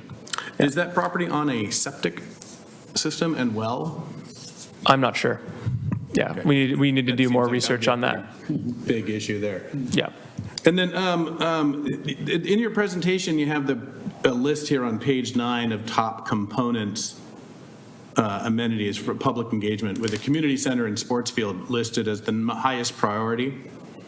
But our Parks Master Plan doesn't show it that way. It shows it considerably further down. So I'm wondering like where you got that information, because we did that whole Parks Master Plan, and it looks like developing a recreation center and sports fields would be down like in number 7 or 8, somewhere in there. So there are different slides that, there are a lot of different result pieces. I think it depends on what you're looking at in the results. The one that obviously meets the criteria of what we feel is ideal is the ones that we presented tonight. And so candidly, that's why we put it there. But I think the general sense of what you get from the recreational report is that more fields not connected necessarily directly to school districts is a really important priority for the citizens. Something that we experienced in 2020 through 2022 is that if you have field and recreational resources directly connected to school districts and you close down school districts, you close down fields. And so that's something that we really wanted to highlight in addition to something that has been mentioned as Canby residents wanting, is that this would provide a separate location in addition to the already available recreation facilities connected to school districts. But yeah, general sense, I think we can all agree that these priorities are a pretty top priority for most of the outcome, at least as I perceive it and most perceive it from that report. Yes, Councilor Davis. Patrick, thank you for the presentation. And I'm really hopeful that with this presentation, the community will get behind this because Canby needs this. And I know that the chamber, sitting on the chamber board, this is huge for the business community as well. And when we talk about business in downtown and trying to revitalize that, along with a hotel, is critical to our community. but more importantly, the opportunities for youth and having some quality fields for them to play on, and also the fact of losing tournaments out of Canby and bringing those tournaments back to Canby and back to the Canby community. But I feel very strongly that we need to get the community behind this, because there's somebody out there potentially, even if the state park does not work out, of trying to find land that we can do this. And that's the importance of getting these presentations out there, is so that we can move this project forward. I know I've spent quite a bit of time talking to you about this, along with the Park and Rec Committee is very excited about this as well. So thank you very much for the presentation. Yeah, thank you for the questions and thank you for the dialogue. Our experience has been present something and let people react to it rather than, hey, what do we want to do? And so a lot of what you see today, I'll just reiterate, it's our best go at putting something out there in our experience. But the culture of the organization is very much to be a fantastic partner with the city, understand the city's goals, and if a win-win partnership works out, be the best partner they can be for years and years and years to come. Councilor Patton. Thank you very much for the presentation. I love big public works projects. I'm tired of seeing much and nothing getting built around the city. But I will tell you that, obviously based on your past experience with folks here at the city, it's clear that there's a majority of this council that is all in on this project. I will just forewarn you that I am going to be a bit tougher of a sell. And these are some of the things that just come to mind in this project. I am not convinced that the site is the best option because not only of the floodplains, but it is quite a ways outside of the downtown core. And one of the reasons why we would like to see a facility like this is to help to grow that economic engine, which is our downtown. Now, if you look at our urban growth boundary, and actually, if you look at the rural and urban reserve map, our potential to bring that property down there into the urban growth boundary is in the cards sooner than later. But it will be a long time out. And similar to the dog park, one of the problems that we had was that property was on county land. It was not part of the urban growth boundary, and there was some significant concerns about getting utilities into that area for even a sprinkler system. We would need to run water and sewer all the way down several miles of street on county property to that park. And I have a feeling that that could be not only expensive, but a very hard lift for the county just based on trying to do sprinklers. Some of the other things that I have written down here is that your timeline is extremely aggressive. I will bring up the specter of the dog park again. The city had been working on that for over 10 years, and that was a $500,000 to $900,000 project, and we still aren't there, and that money's gone away again. This is a $20 million project, so that's going to be interesting to see that. To Councilor Davis's comment, I think there are many people in this community that would love to see a facility like this. But as far as want to see something, I think most of the community would want to see the street paving index move 10 points up. This is a completely different story. This is a want. This is not an absolute need for this community. Some other things that I just have down here and looking through this is, to me, it seems like it takes up most of the park. One of the dreams that I have saw, and it would be really cool if this could be worked into the project, because sometimes these tournaments can take a long time, like days, and we're talking about building a hotel. Years ago, there was talk about maybe doing a city-run campground. And so I think if we were building stuff down there, it might be good, and this is also throwing this idea out to the Parks Board, maybe working in some sort of campground for both tents and RVs to help support people who don't necessarily want to stay in a hotel, or a lot of times there's one particular parent that's responsible for feeding all of the little minions, and they don't have enough room in a hotel and that sort of thing. So having that option, I think, would be great to fold in as part of a larger plan. The flood plan, I mentioned that. Some of the other things that are a real kind of sticking point for me is the long-term funding of this project, of this whole facility. A majority of this council isn't even willing to set the park maintenance fee, which provides a tiny fraction of what we need to actually fund our parks. They're not willing to set it for longer than 5 years. Something like this is going to be a multi-decade ask of funding. It's going to take more than our poor little street maintenance fee, or not street maintenance fee, that's a whole other pet of mine, but the park maintenance fee to be able to do this. And so that funding mechanism is going to be a big item for me. It was just recently brought up about turfing the ball fields that we have in, is it Maple Street Park? Street Park.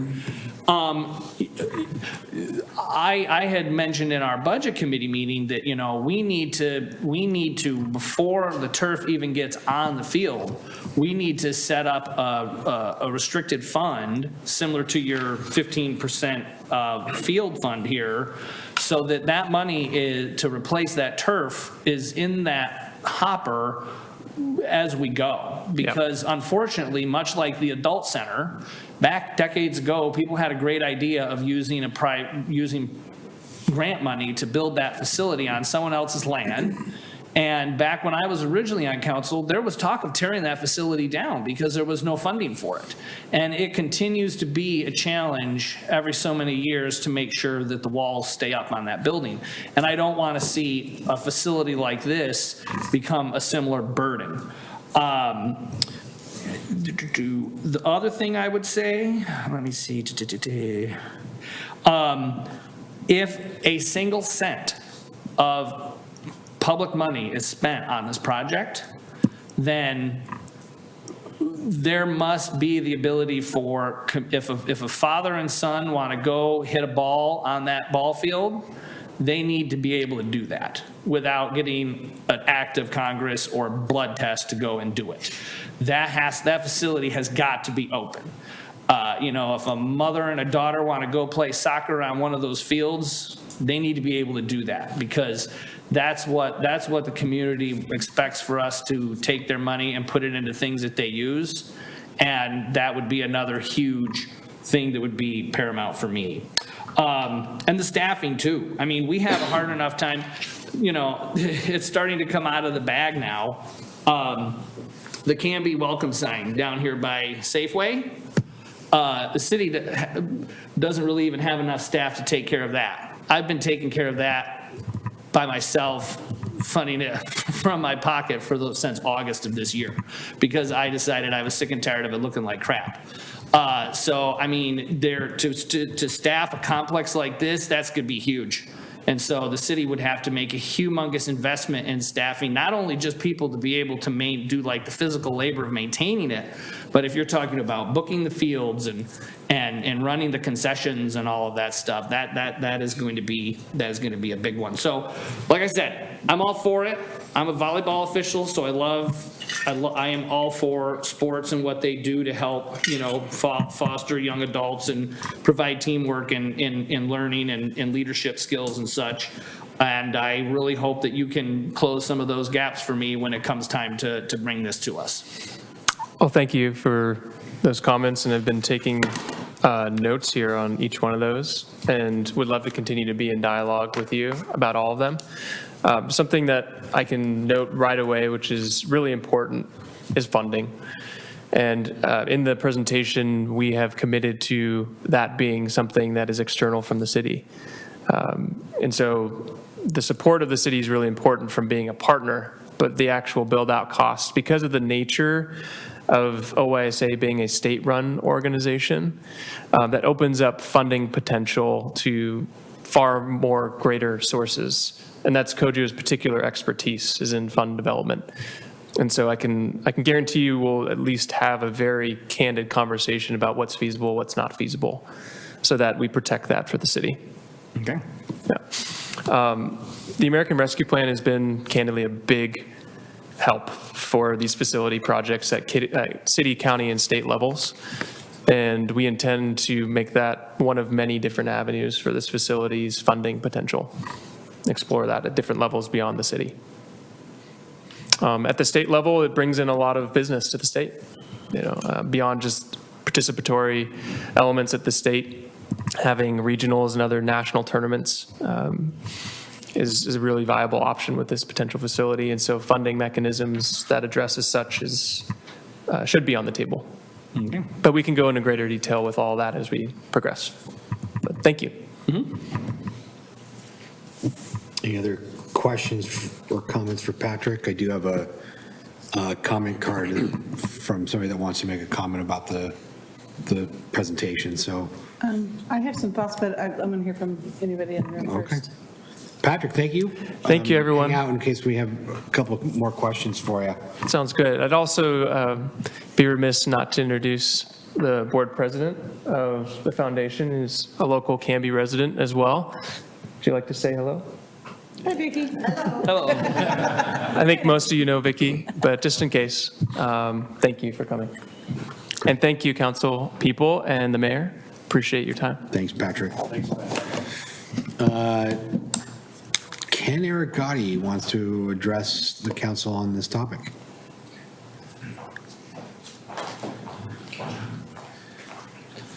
Hello, sir. Hello. For those who don't know me, I'm Ken Arigati. My wife and I are the owners of the Backstop Bar and Grill. 15 years ago was the first time I've ever been to Canby, and it was because of a soccer tournament that I was at, that my daughter played in. And I asked a friend that lived in Canby, where do I go eat? And they said the Wild Hare.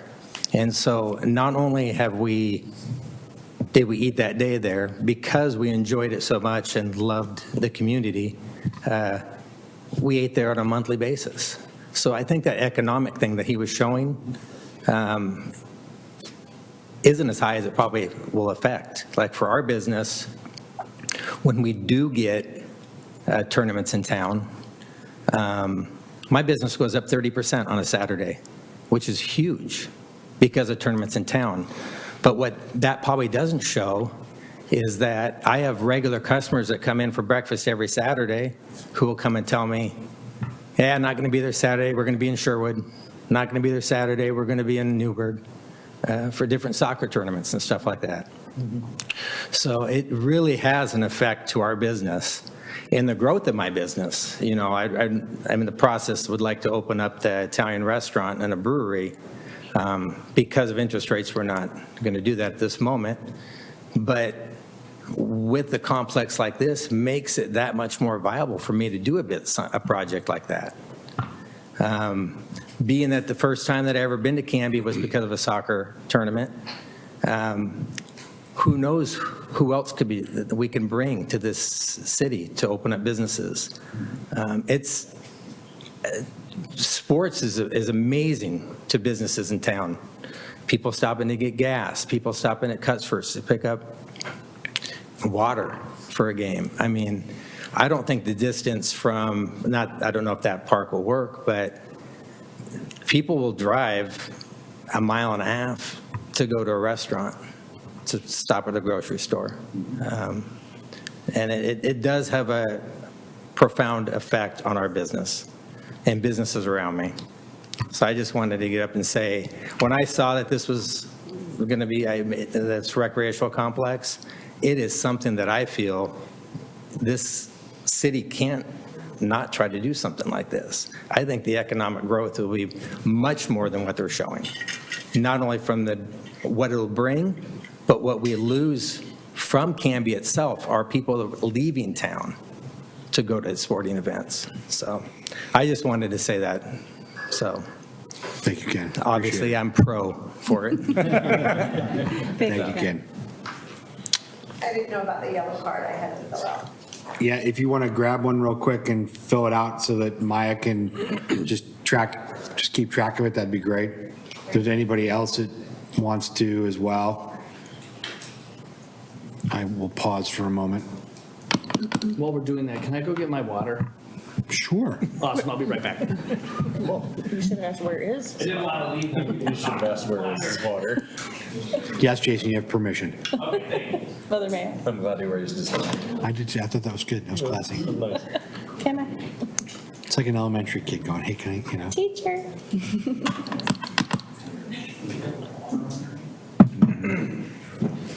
Doobie-doo.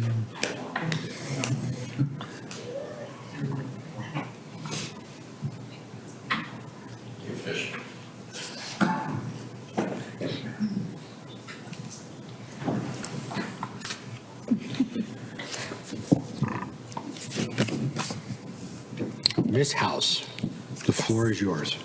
Yes, all right. Okay, so I have 2 children here in Canby, one's 16. He's played baseball for 5 years. He's swim team now.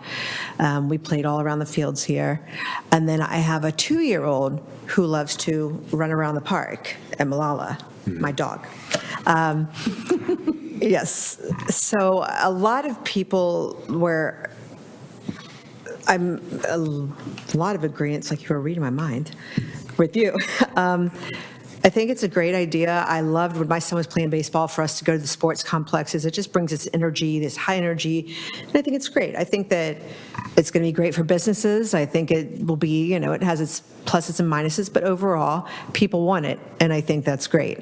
But I definitely 110% do not believe that the Malala State Park is the spot. And I didn't even think about the flooding, but that happens a lot. But just the fact that a lot of people that are in here today, I don't know how many of you guys go to the park on a daily basis or even on a weekly or monthly basis, and how much more than, it's not considered a dog park. I really don't think so. But the natural trails, I would hate to see the natural trails be torn up and concrete put there. There's just a serenity there. Whether I'm walking with my dog or walking by myself and just by the water and just the quiet calm.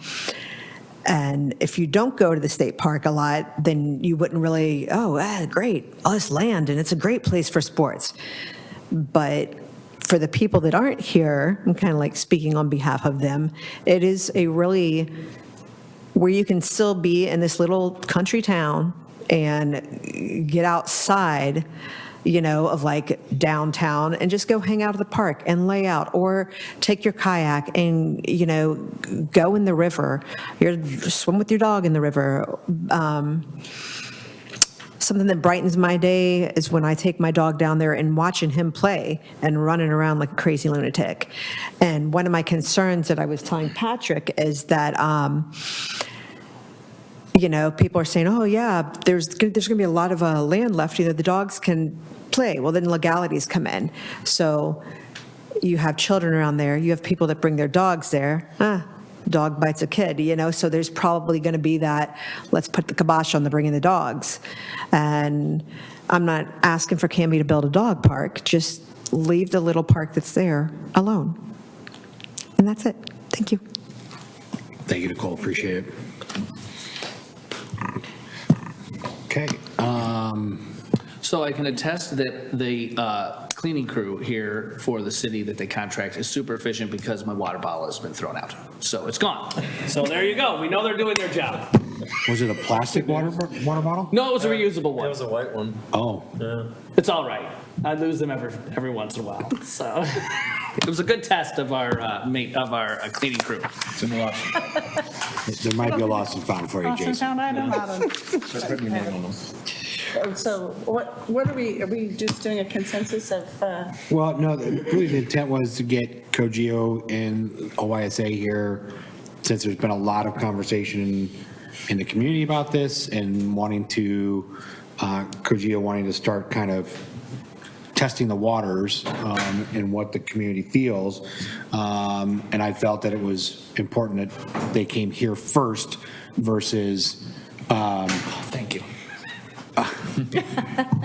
come here first to the council before talking with the deeper conversation with the Chamber of Commerce and all these other community entities. So that's why this presentation was this evening, to do that, because they do want to get moving. They do want to create some dialogue and some conversation. So, so that's why this was here. Now, in terms of next steps on our end, I don't know if there's necessarily any on our end. It's just more an awareness that this is being looked into, that we've got COGIO and OYSA looking at doing more due diligence on some of these pieces that were brought up by Councilor Patton and Councilor Bangs. And I know the Parks Board has been coming up with a lot of those as well to kind of further flesh out what is that going to look like. So, so that's really, Patrick, am I missing anything on that? Is that?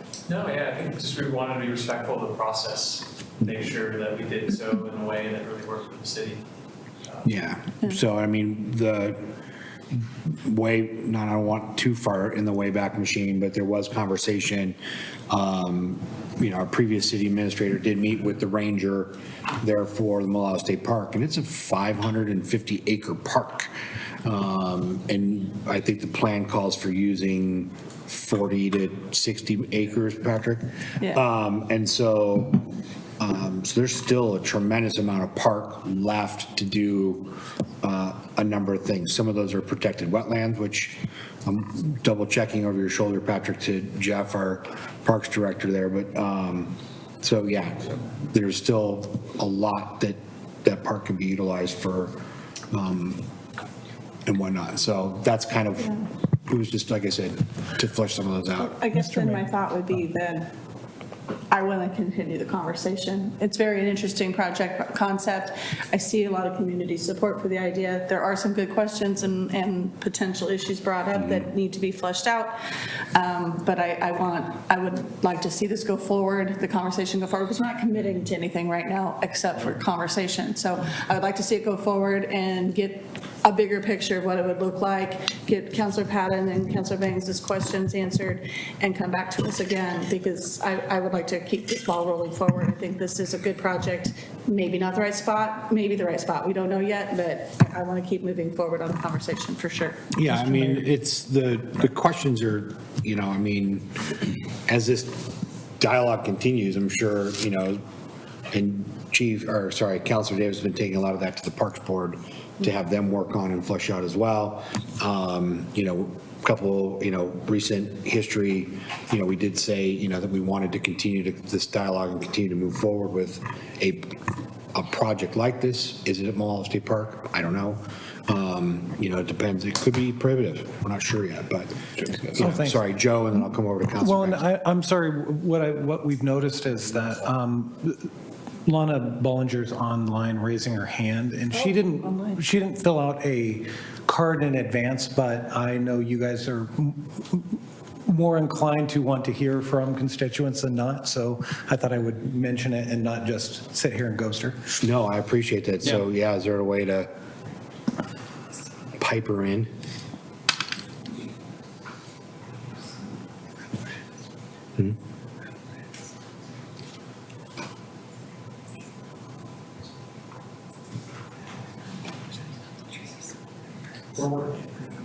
We're working on it. Nope, that's And fine. hopefully she hears that we're working on it while you guys are talking about it.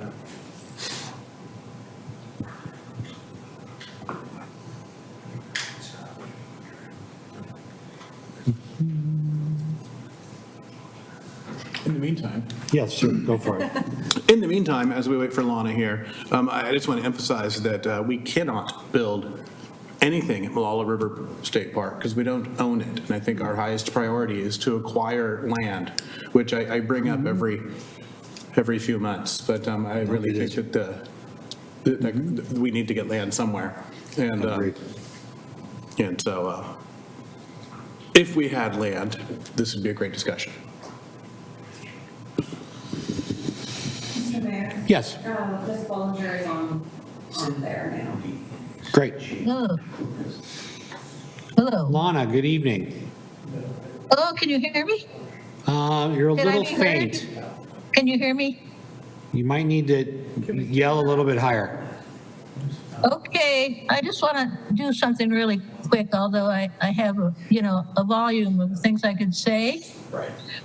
But the location you speak of is on the north side of, can you still hear me? It's in the north side of Canby. And I live on the north side of Canby, and over the years, the open spaces over there have been sucked up. So there are very few open spaces. And I'm not a big proponent of putting lipstick on a pig. An open space by itself is a good thing. But in order to get to that field, you have to drive down either Territorial or Holly Street. And I live, Territorial is over my back fence. And I can tell you that it has become the little 99 highway. There's only about 3 hours a day where there is not constant whooshing of traffic going there. And, or if I lived on Holly Street, I'd feel the same way. So it's not just that they have a lot of acreage there, blah, blah, blah. Getting there would be more of an insult to that neighborhood than it has already suffered over the years. So why don't you think about putting that area in the business park or somewhere else other than the north side of Canby? Also, the dog park over in the north side of Canby should not be there. It should be in the business park. Nobody will complain about the smell or the noise or whatever. But I can imagine if you had a big sports field down in Malala Park, that would be constant congestion, constant noise, and you would really be ruining a beautiful setting. So that's my thought. Did you hear any of it? We did. Yes, we did. We heard all of it, Lana. Thank you. All right, thank you. Appreciate it. And you actually helped us test how to turn the volume up, which is awesome. We learned something new tonight. I did too. Good. Okay. Well, we'll move on with our agenda unless there's any other comments or questions on this particular issue right now. Yes, Councilor Davis. Again, Patrick, I think it's important for the community to embrace this. Canby needs this complex to move business forward downtown. And I do know that there's other communities potentially that are interested in something like this. And I would sure hate to see Canby miss out on an opportunity. Thank you. Patrick, thank you for being here. Appreciate it. Thank you, everyone. Thank you. All right, we're going to move along on our agenda here and move into the consent agenda. Mr. Mayor, I move to approve the consent agenda that includes the minutes of the April 25th, 2023 special called city council meeting. Second. So a motion's been made by Council President Hensley and seconded by Councilor Varwig to approve the consent agenda, which includes the April 25th, 2023 special called city council meeting minutes. All those in favor? Aye. Anyone opposed? That carries 6-0. Next up is ordinances and resolutions. The first one is ordinance number 1605, an ordinance authorizing the interim city administrator to enter into a contract with National Fitness Campaign, NFC, San Francisco, California, to purchase a highly specialized outdoor fitness court infrastructure product with an integrated digital ecosystem and fitness court mobile app in the amount of $160,000, and this is the second reading. Again, this has been before us a couple of times, and this is that all-weather sport court in looking to be put in at Legacy Park.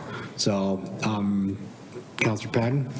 I move to adopt ordinance 1605 and 1605, an ordinance authorizing the interim city administrator to enter into a contract with National Fitness Campaign, NFC, San Francisco, California, to purchase a highly specialized outdoor fitness court infrastructure product with an integrated digital ecosystem and fitness court mobile app in the amount of $160,000 on second reading with a roll call vote.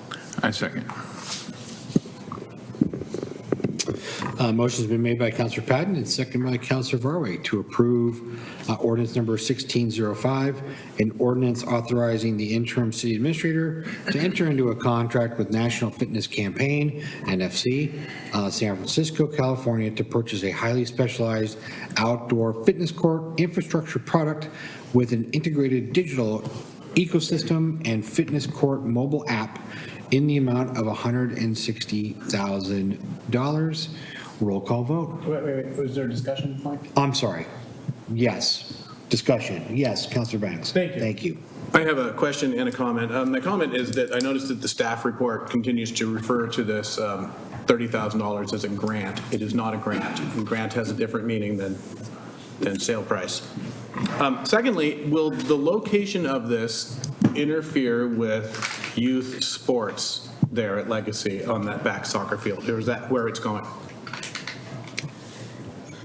Jeff? No? No. Excellent. That's it. Okay. Thank you, sir.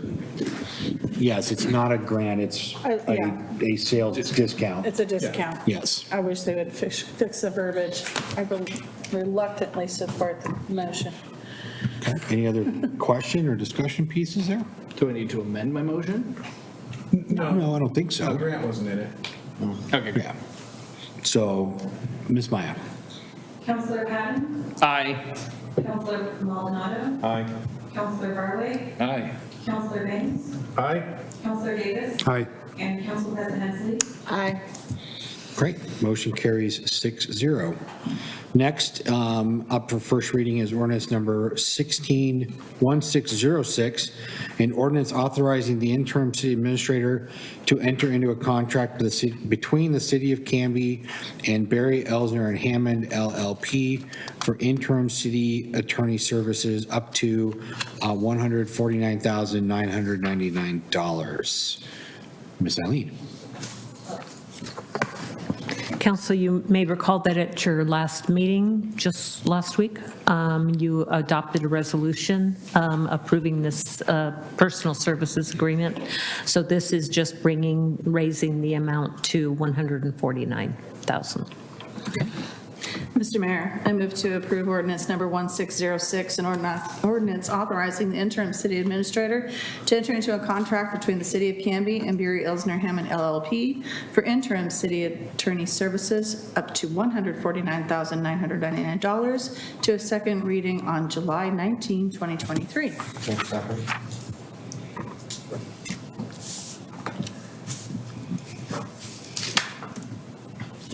Motion's been made by Council President Hensley and seconded by Councilor Maldonado to approve ordinance number 1606, an ordinance authorizing the interim city administrator to enter into a contract between the City of Canby and Barry, Elsner, and Hammond LLP for an interim city attorney services up to $149,999 to come to the council for second reading on July 19th, 2023.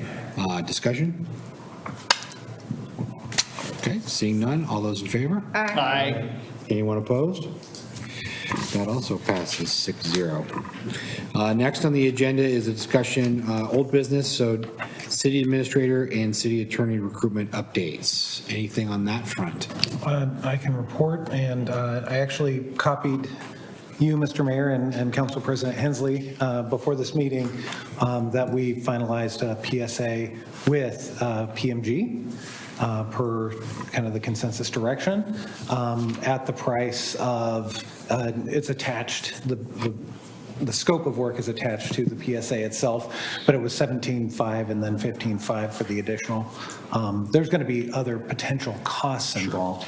And then, of course, one of the reasons that I actually made it up to the signatory power of 49,000, just in case recruitments go sideways and there's additional costs. So it should be capped at those numbers, but it's built to last even if it doesn't. Perfect.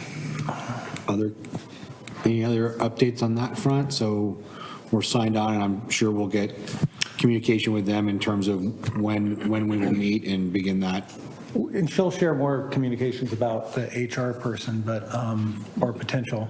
And so HR will be a really good contact for our recruiter to work with because of potential candidacy and who might be applying for the position.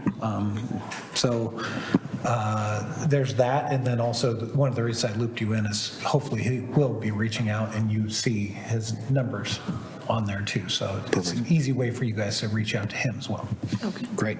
But I would assume you guys can set up a date very soon to go over how you want to kind of recruit and what you want in the brochure and how you want to kind of sell your town. So that should be forthcoming really quickly, I would think. Okay, perfect, thank you. Any other questions on where we're at with this process right now? And no, okay, great. Thank you both, appreciate that.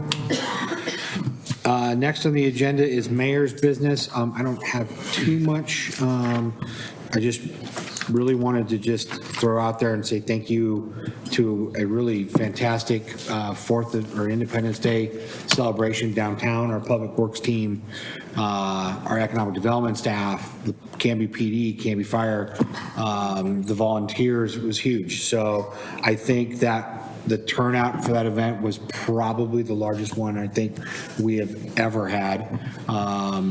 There were, I usually judge it by the mass of people around Waite Park at the time the parade comes through, as well as the backside of the parade route out there on the other side of Eccles. And it was pretty packed for an area that doesn't have a lot of shade. And so it was a well-attended event. It was a blast. Thank you to the Canby Fire volunteers for a great fireworks display. If you want to continue to see wonderful fireworks displays on Independence Day, make a donation to the Canby Fire volunteers because that's where that comes from. So thank you to them for the great work on that. I think some of the neighbors were definitely active as well with fireworks, and so I'm sure our police force didn't get any phone calls whatsoever. No. I have the Clackamas County Coordinating Committee tomorrow evening, and then I know there was a plug by Dawn, by the Chamber Director, about the comprehensive plan piece that's coming up. That is going to require a huge amount of community input. So please get in early, give us your feedback. We did have at the Independence Day celebration, city staff was there with just kind of collecting some information and collecting ideas. There will be more of that coming. So us as the council, if there's, once we get those dates and whatnot, it'd be great if we could all pitch in and help out at those events when we've got that going on, so we can help answer questions or capture some of those ideas as well. So more to come on that.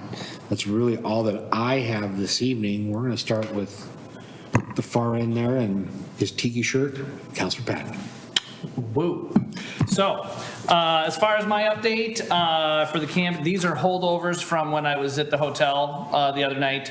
It was a horrible experience. They had no internet, so I was running on 2 hotspots and 3 different computers, so it was a heck of a thing. So for Canby Utility Board, the water master plan is nearing completion. It was supposed to be done in June, but it actually is now going to be done in August. But the Canby Utility Board got an update on it. And as we are hearing, as I will continue to say in every one of my reports, it is going to require a new water treatment plant, probably built within the next 10 years, which is a pretty aggressive timeline for a water treatment plant.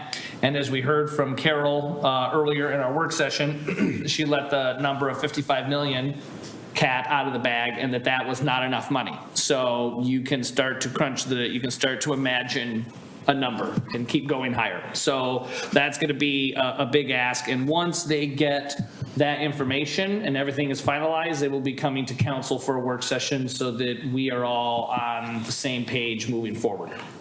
The conference room policy, which they've been working on for some time now, has been adopted and finalized.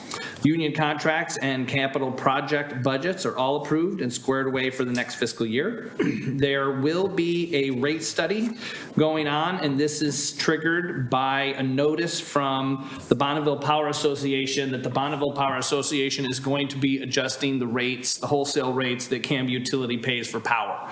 So you can imagine what will come after that. So just be prepared for that.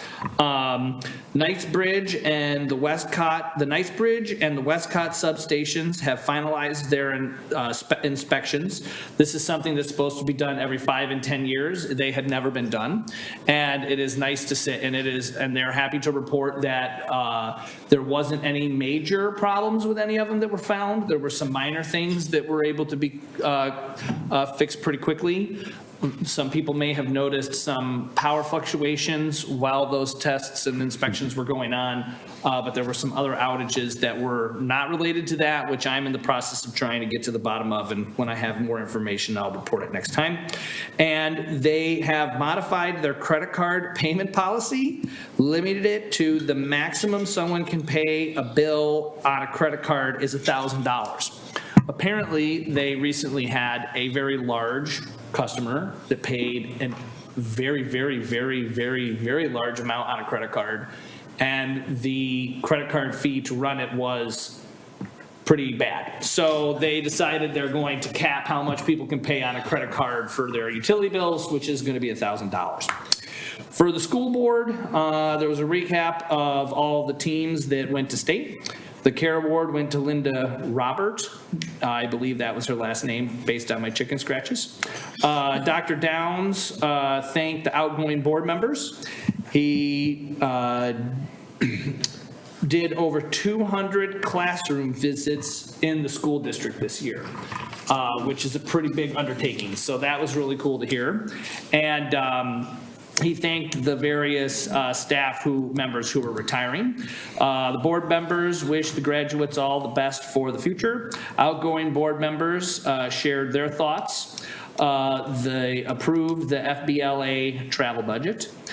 As far as bond oversight, there's lots of work going on at the schools. You probably have noticed it. There's new roofs, new HVACs, new clocks, PA systems, security systems, phone lines, fire alarms, security alarms. A new generator is going in at 91 school, and they're painting several buildings. And the Caris, as many people have noticed, there's been the move to get the white building moved at Caris, and so they're going to start the parking lot project. Oh, it's moved? It's just a staircase and a couple chunks of the foundation. Oh my gosh, I need to go out there. It was just out there the other day when I went to the Kirk Company out there for a conference. So I want to go out and see it. So yeah, so they're going to start that parking lot project, and they were happy to report that all of these projects are currently coming in under the estimates that they had originally set, which is pretty crazy.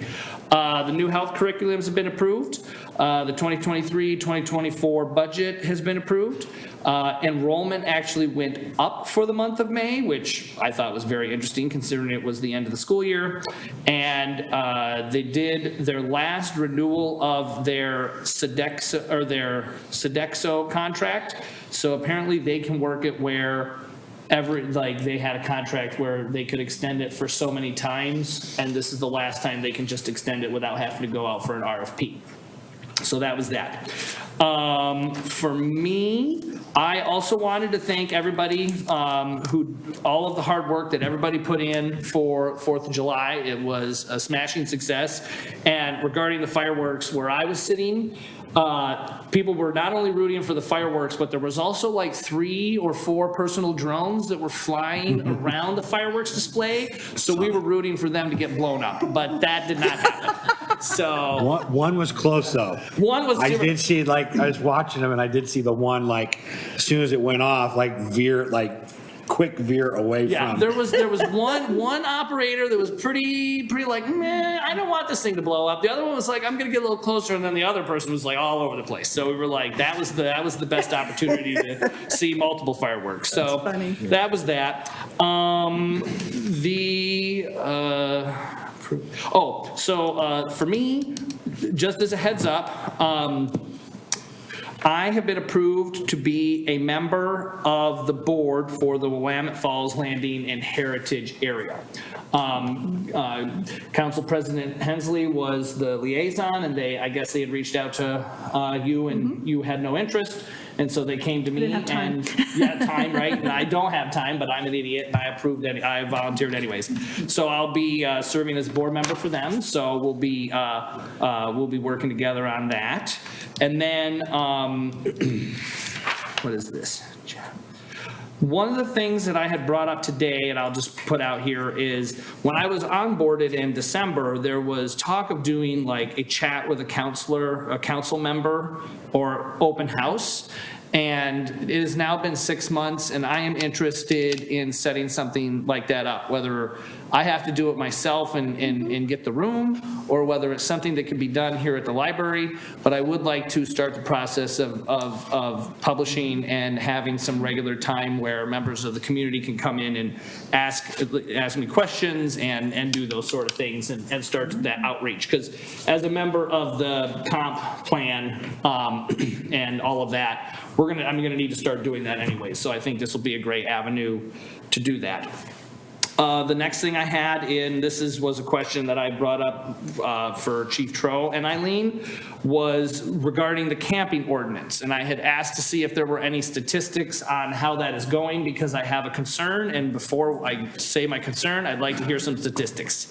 Yeah, thank you. Thank you for giving me a heads up on that. So I did check our stats. I checked with Carrie Ennis, who is our current code enforcement officer. And since it was implemented, which was about the end of May, we've had 4 calls on possible violations. 3 were found a violation of the camping ordinance. And once we explained the new ordinance to them, they complied and moved. And then we had 1 that was ended up being a parking violation. And that's it so far. Excellent. So here is my concern of this. Now, when we were going through this whole ordinance thing, it was made very clear that this is a very contentious thing in the courts, that it could be very easy, we could very easily find this camping ordinance challenged in court, depending on how it is implemented. And at the time, I had no problem getting on board with it, as long as it was enforced fairly and equitably across the community. And I've had my suspicions, but they were confirmed over the 4th of July. So there was a residence on my street that had a camper parked in a residential area. And after the fact, I did find out that they were a relative of the people that lived at that house, and they camped in it for 2 nights. And I checked, and no one ever said anything to them. So I really think that if we I know that there were members of this council that really put some sticky points in this whole thing. I recommend that if we want this to stick and you want this to not get challenged in court, we have to make sure that it is being enforced fairly across the entire city. Whether that's officers traveling around and when they see a camper, they check it out or whatever. Clearly, we don't have a full-time code enforcement agent that's able to do that. But I'm just telling you right now that if things like that become more prevalent, I have a feeling that we're going to that if someone does mount a court case, we'll find that we don't have that as a tool in our toolbox anymore. So that was my concern and why I had asked about that. Yeah, and just the 4 that we got were all called in, so they were not self-initiated, they were all call-ins. So on that one, if somebody would have called, we would have definitely informed them. I was kind of testing the system and to see if it was broken, and in my opinion, it's broken. That we need to be enforcing that fairly across every community. So you feel it's broken because it was? No one Because it wasn't complained. caught. No one complained.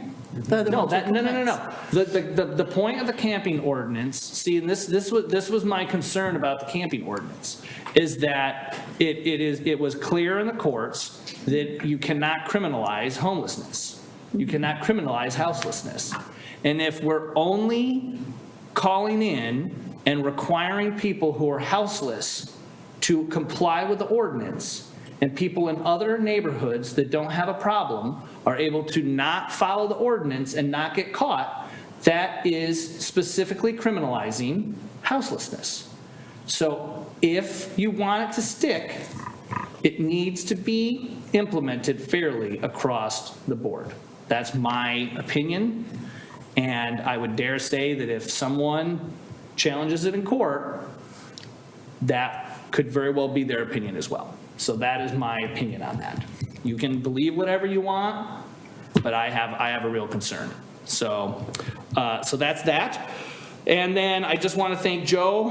This will be our last city council meeting with you here. I want to thank you very much for everything you've done for the city over the years. And I wish you all the best wherever you end up going. And I hope that those who you end up working for appreciate what you do as much as I did. So thank you very much. And that's it for my report. Thank you, sir.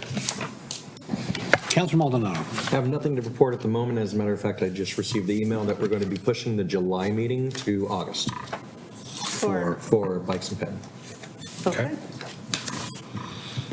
Council President Hensley. Thank you, Mr. Mayor. Likewise, my traffic safety meeting is next week, C4 is tomorrow. But I want to echo the sentiments for 4th of July of celebration, Independence Day. Went off without a hitch, record numbers. I think it's probably because it was a Tuesday. You know, nobody wants to leave town, so Tuesday, Wednesday, they kind of find something local. Actually, trust me, I'm going to let you know. And so I just, everything went off beautifully as usual. So kudos to all the team and the volunteers. We do have community volunteers that help our staff team. So I appreciate all of the efforts there. And I want to talk to you about your camper later. And Joe, thank you. It's been an 11-year ride, and I appreciate all of your efforts for the city. And I'm glad you're here in town. You'll still be our neighbor. So I wish you well. Thank you so much. Thank you. Councilor Farway. Thank you. I don't have anything to report, but I do have a letter that I want to read tonight. Mayor Hodson, City Council, citizens of Canby. It is with mixed emotions that I inform you tonight of my resignation as City Councilor following the council meeting on July 19th. It has been an incredible honor and privilege to serve this wonderful community, and I am grateful for the trust and support that you have shown me throughout my tenure. I have learned many invaluable lessons during my time as City Councilor. Each interaction, every challenge, every success has shaped me into a better advocate for our community. Together, we have faced numerous hurdles and overcome them through dedication, collaboration, and the collective spirit that defines us. I am immensely proud of the progress we have made and the positive impact we have had on the lives of our fellow community members. However, as life evolves, so do our responsibilities and priorities. My family has always been the cornerstone of my life, and it's with a heavy heart that I must prioritize their needs at this time. Due to an increased workload in my professional life, I find myself unable to commit the time and attention necessary to effectively fulfill the role of City Councilor, while also balancing the needs of my family and work. It is important to me to be fully present for my loved ones during this period, and I trust that you'll understand and support that decision. I want to express my deepest gratitude to each and every member of this community. Your unwavering support, encouragement, and trust have been the driving force behind my dedication in public service. Your engagement, feedback, and collaborative efforts have reinforced my belief in the power of community and the potential that we have to create positive change together. I will forever cherish the memories, friendships, and partnerships forged during my time as your City Councilor. As I step down from my position, I have full confidence in the abilities and passion of the remaining City Council members. I have no doubt that they will continue to serve this community with utmost dedication and integrity. I encourage you to offer them the same support and cooperation that you have extended to me. Please know that my commitment to our community remains unwavering. Although my role may change, I will continue to be an advocate and work towards the betterment of this city in whatever capacity I can. And one day, I do hope to return to this position when life settles down a little bit. I believe in our collective potential, and I look forward to witnessing the continued growth and prosperity of our community. Once again, I express my deepest gratitude for allowing me the privilege of serving as your City Councilor. It has been an honor beyond measure, and I am eternally grateful for your trust, support, and memories that we have created together. That's all I got. Thank you, Sean. Counselor Banks. Well, let's see. The Heritage and Landmarks Commission will be meeting next Monday for the first time since January. And the Library Advisory Board will be meeting the following week, although I will not be able to attend because I will be in Vermont. I will also not be able to attend the City Council meeting, as I've already said, for the same reason. I want to say that the 4th of July thing made me proud to live in this town. And I wanted to thank the city staff for its role in putting that on, and the fire department and the police department in particular for such excellent service on such a hot day with so many people here. I live there, like 4 houses away from that fireworks display, and it's amazing how many people we draw there at 10 o'clock at night and have so minimal problems because of the work that our fire and police do. I attended the Pride event a few weeks ago, and I thought that was pretty cool too. That's a annual and growing event, one of many that our Wake Park is hosting these days, and I was happy to see that. I want to thank Joe Lindsay. I will not be at the next council meeting, and I guess you will not be either. I'm happy for you, sad for me, sad for the council. And I want to thank Sean Varwig, although I had not intended to, but that was a surprise. I've appreciated serving with you for the last 2.5 years. It's going to be sad to see you go. Thank you, sir. Councilor Davis. Thank you, Mayor. Joe, thank you for your service. Very much appreciate it. And to Sean, always be a friend, so you know where to find me and I know where to find you. So thank you for your service as well. And to the city staff, I can't say enough, Jamie, Tyler, for the organization. You can't imagine the amount of work that those people put in regards to the organization for the Independence Day. So great job to those people and to our partners, law enforcement. It's always fun to work with Canby PD. They were out there last night, shoulder to shoulder with us, making sure that the community was kept safe. So thank you to Canby PD as well. Let's see, no reports from the Adult Center at this point, and Park and Rec will be next week. So we'll have our meeting with Park and Rec. And from the fire district front, they extended my contract 2 more months because the internal candidate declined the position. And so they are putting it out, the fire chief's position out to the outside. I apologize for being in uniform tonight, but as people know, we had a 3-alarm fire out at Good Lane and Highway 170. For those that were wondering what was going on, it was a very large metal-clad shop that was fully involved. It spread to 2 trailers, an SUV, and was very quickly spreading to a house, but we were able to stop it from getting to the house. But in 100-degree temperatures, in full gear, we had to call in quite a few firefighters to help fight that fire because they could only last for about 20 minutes to a half hour before having to rehab. So thank you to the firefighters for a great job on that fire. So absolutely, that's it. Thanks, Councilor Davis.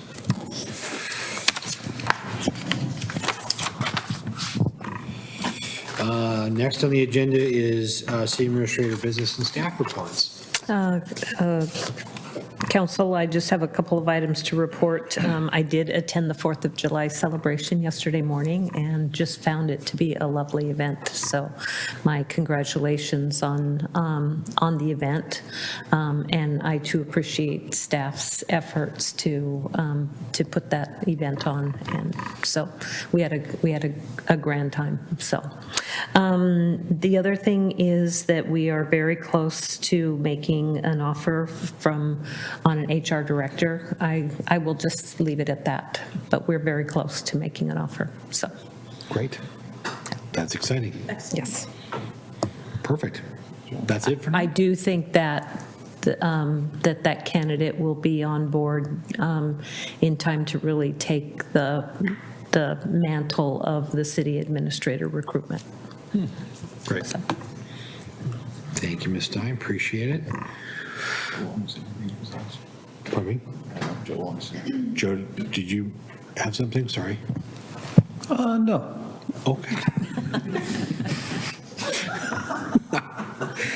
That was good. Thank you for your kind words about it. I used to relish being able to just go, nothing for me. Okay. So, no, thank you. All right.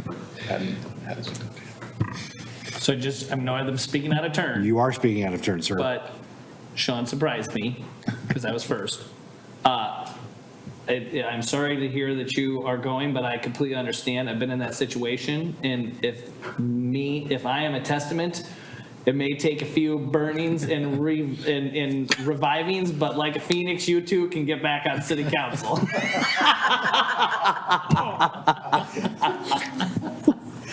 That's all.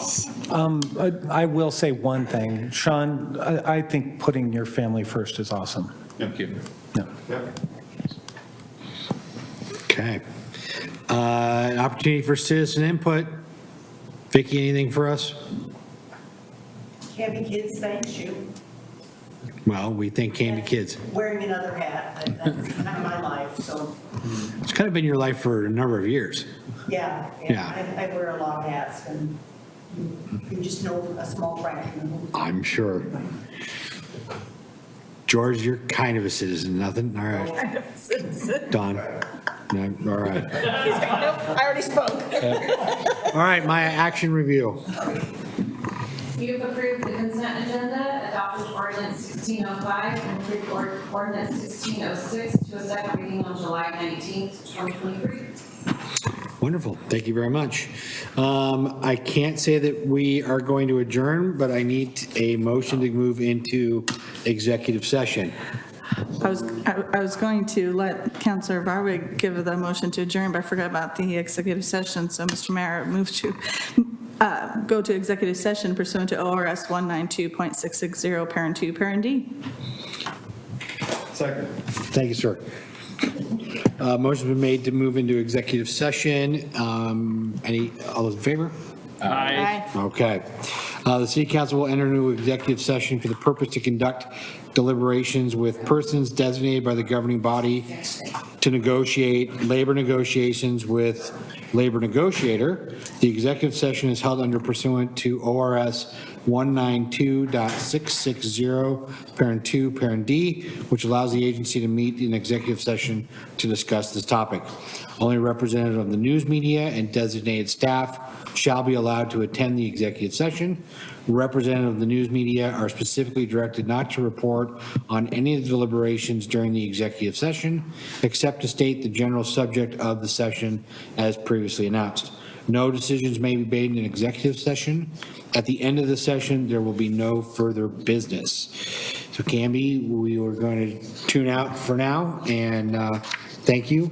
Hope everyone had a great Independence Day and enjoy the warm weather. So we will be in executive session now. Are we relocating?